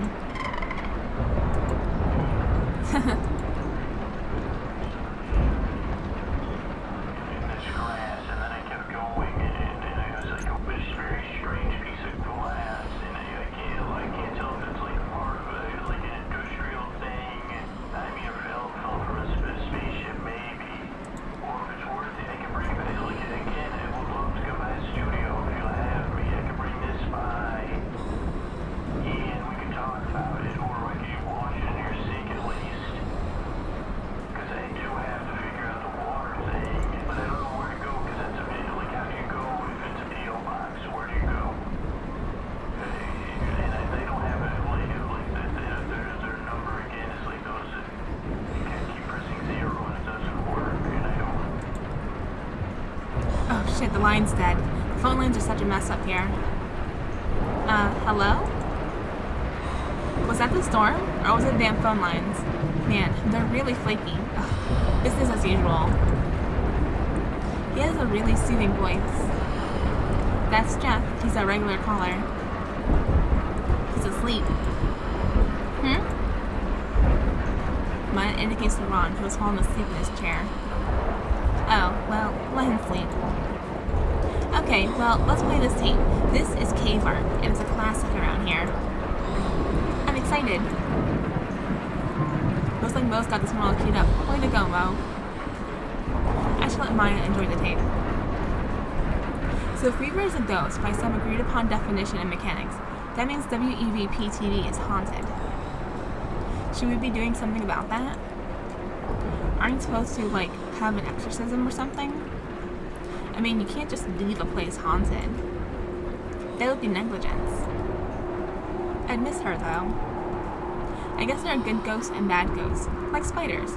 Good in the garden, bad in the shower. A loud crashing noise from outside wakes Ron up. What the hell?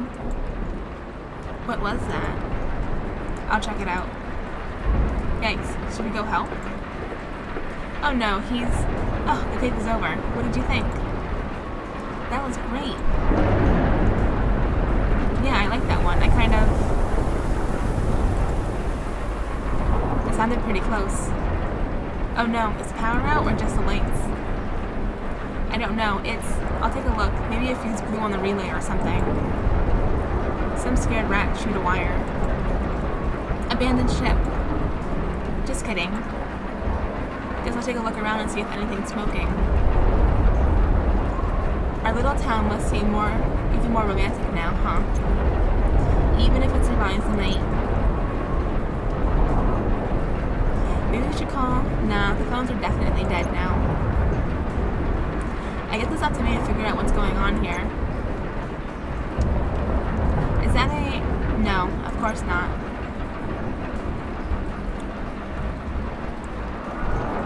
Lightning flashes in the dark makes it look like a slideshow out there. My summer vacation is the ghost town. They're still picking at their project in the dark as the storm bears down on us. So what else is new?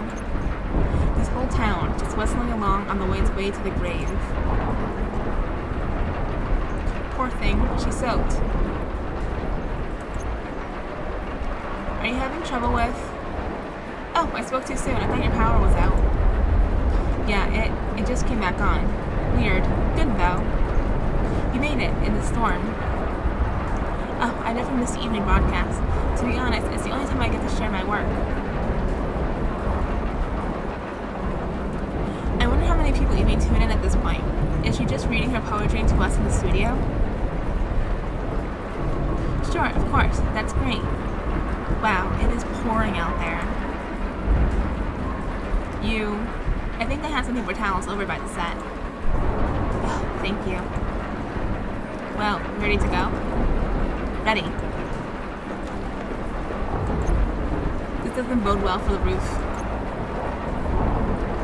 Some of the studio wiring is in the puddle now. That's dangerous, right? Nobody else seems concerned about it. Okay, I'm just gonna pretend I didn't see that.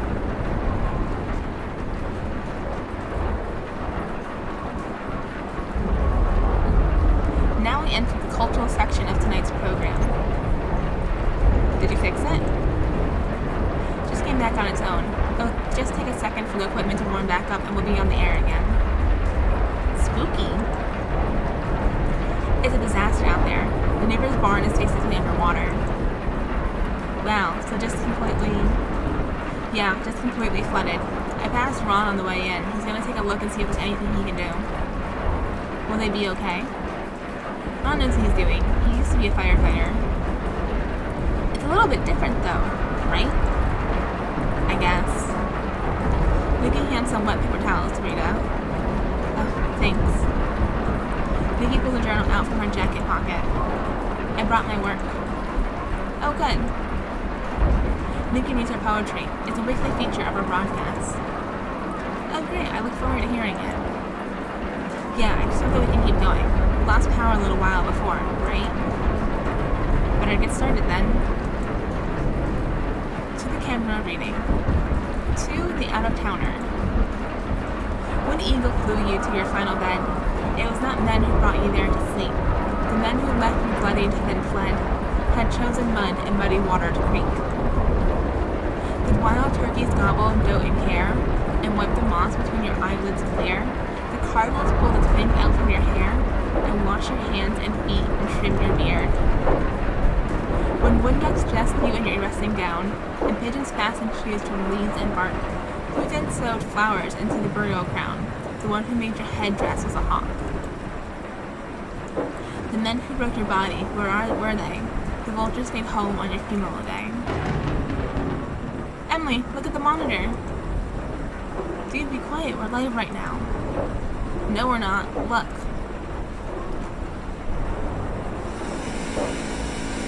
That's not our broadcast. Damn, there she is. Elma was right. What's wrong? It's her. Weaver. Ugh, really? Tonight? Sorry about this, Maya. What's going on? Local pranks her. She jams her signal every once in a while whenever the stars align. Pranks her? Not the word I would use. Damn, so what do you do about it? Just wait until she's done. We've never been able to stop her from jamming us. We don't even know how she does it. She should be back on in a minute though. Don't worry.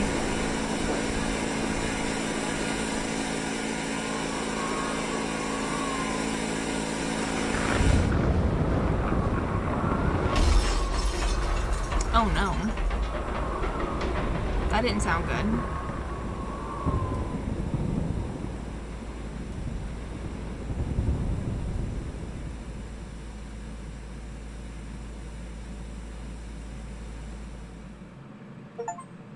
Oh, and that's the end of the interlude. Whew. Alright, this was a very long video. I had to break it up into parts, but it's gonna be posted all in one, so if you made it to the end, you're the GOAT. You are the absolute best. Thank you so much for watching all the way through to the end. I hope you enjoyed the episode. It's kind of not all over the place, but like a lot happened in a lot of different directions all the time. I feel like we had multiple storylines playing simultaneously. So definitely gonna need some time to digest whatever all of this was. But yeah, if you made it to the end, thank you so much. You guys are the best. Please remember to leave a like, comment, and subscribe if you haven't done so already. It really helps the channel grow. And I'll catch you tomorrow or the next time, I don't know what day today is, when we play Act 5. Thanks for hanging out with me. Bye!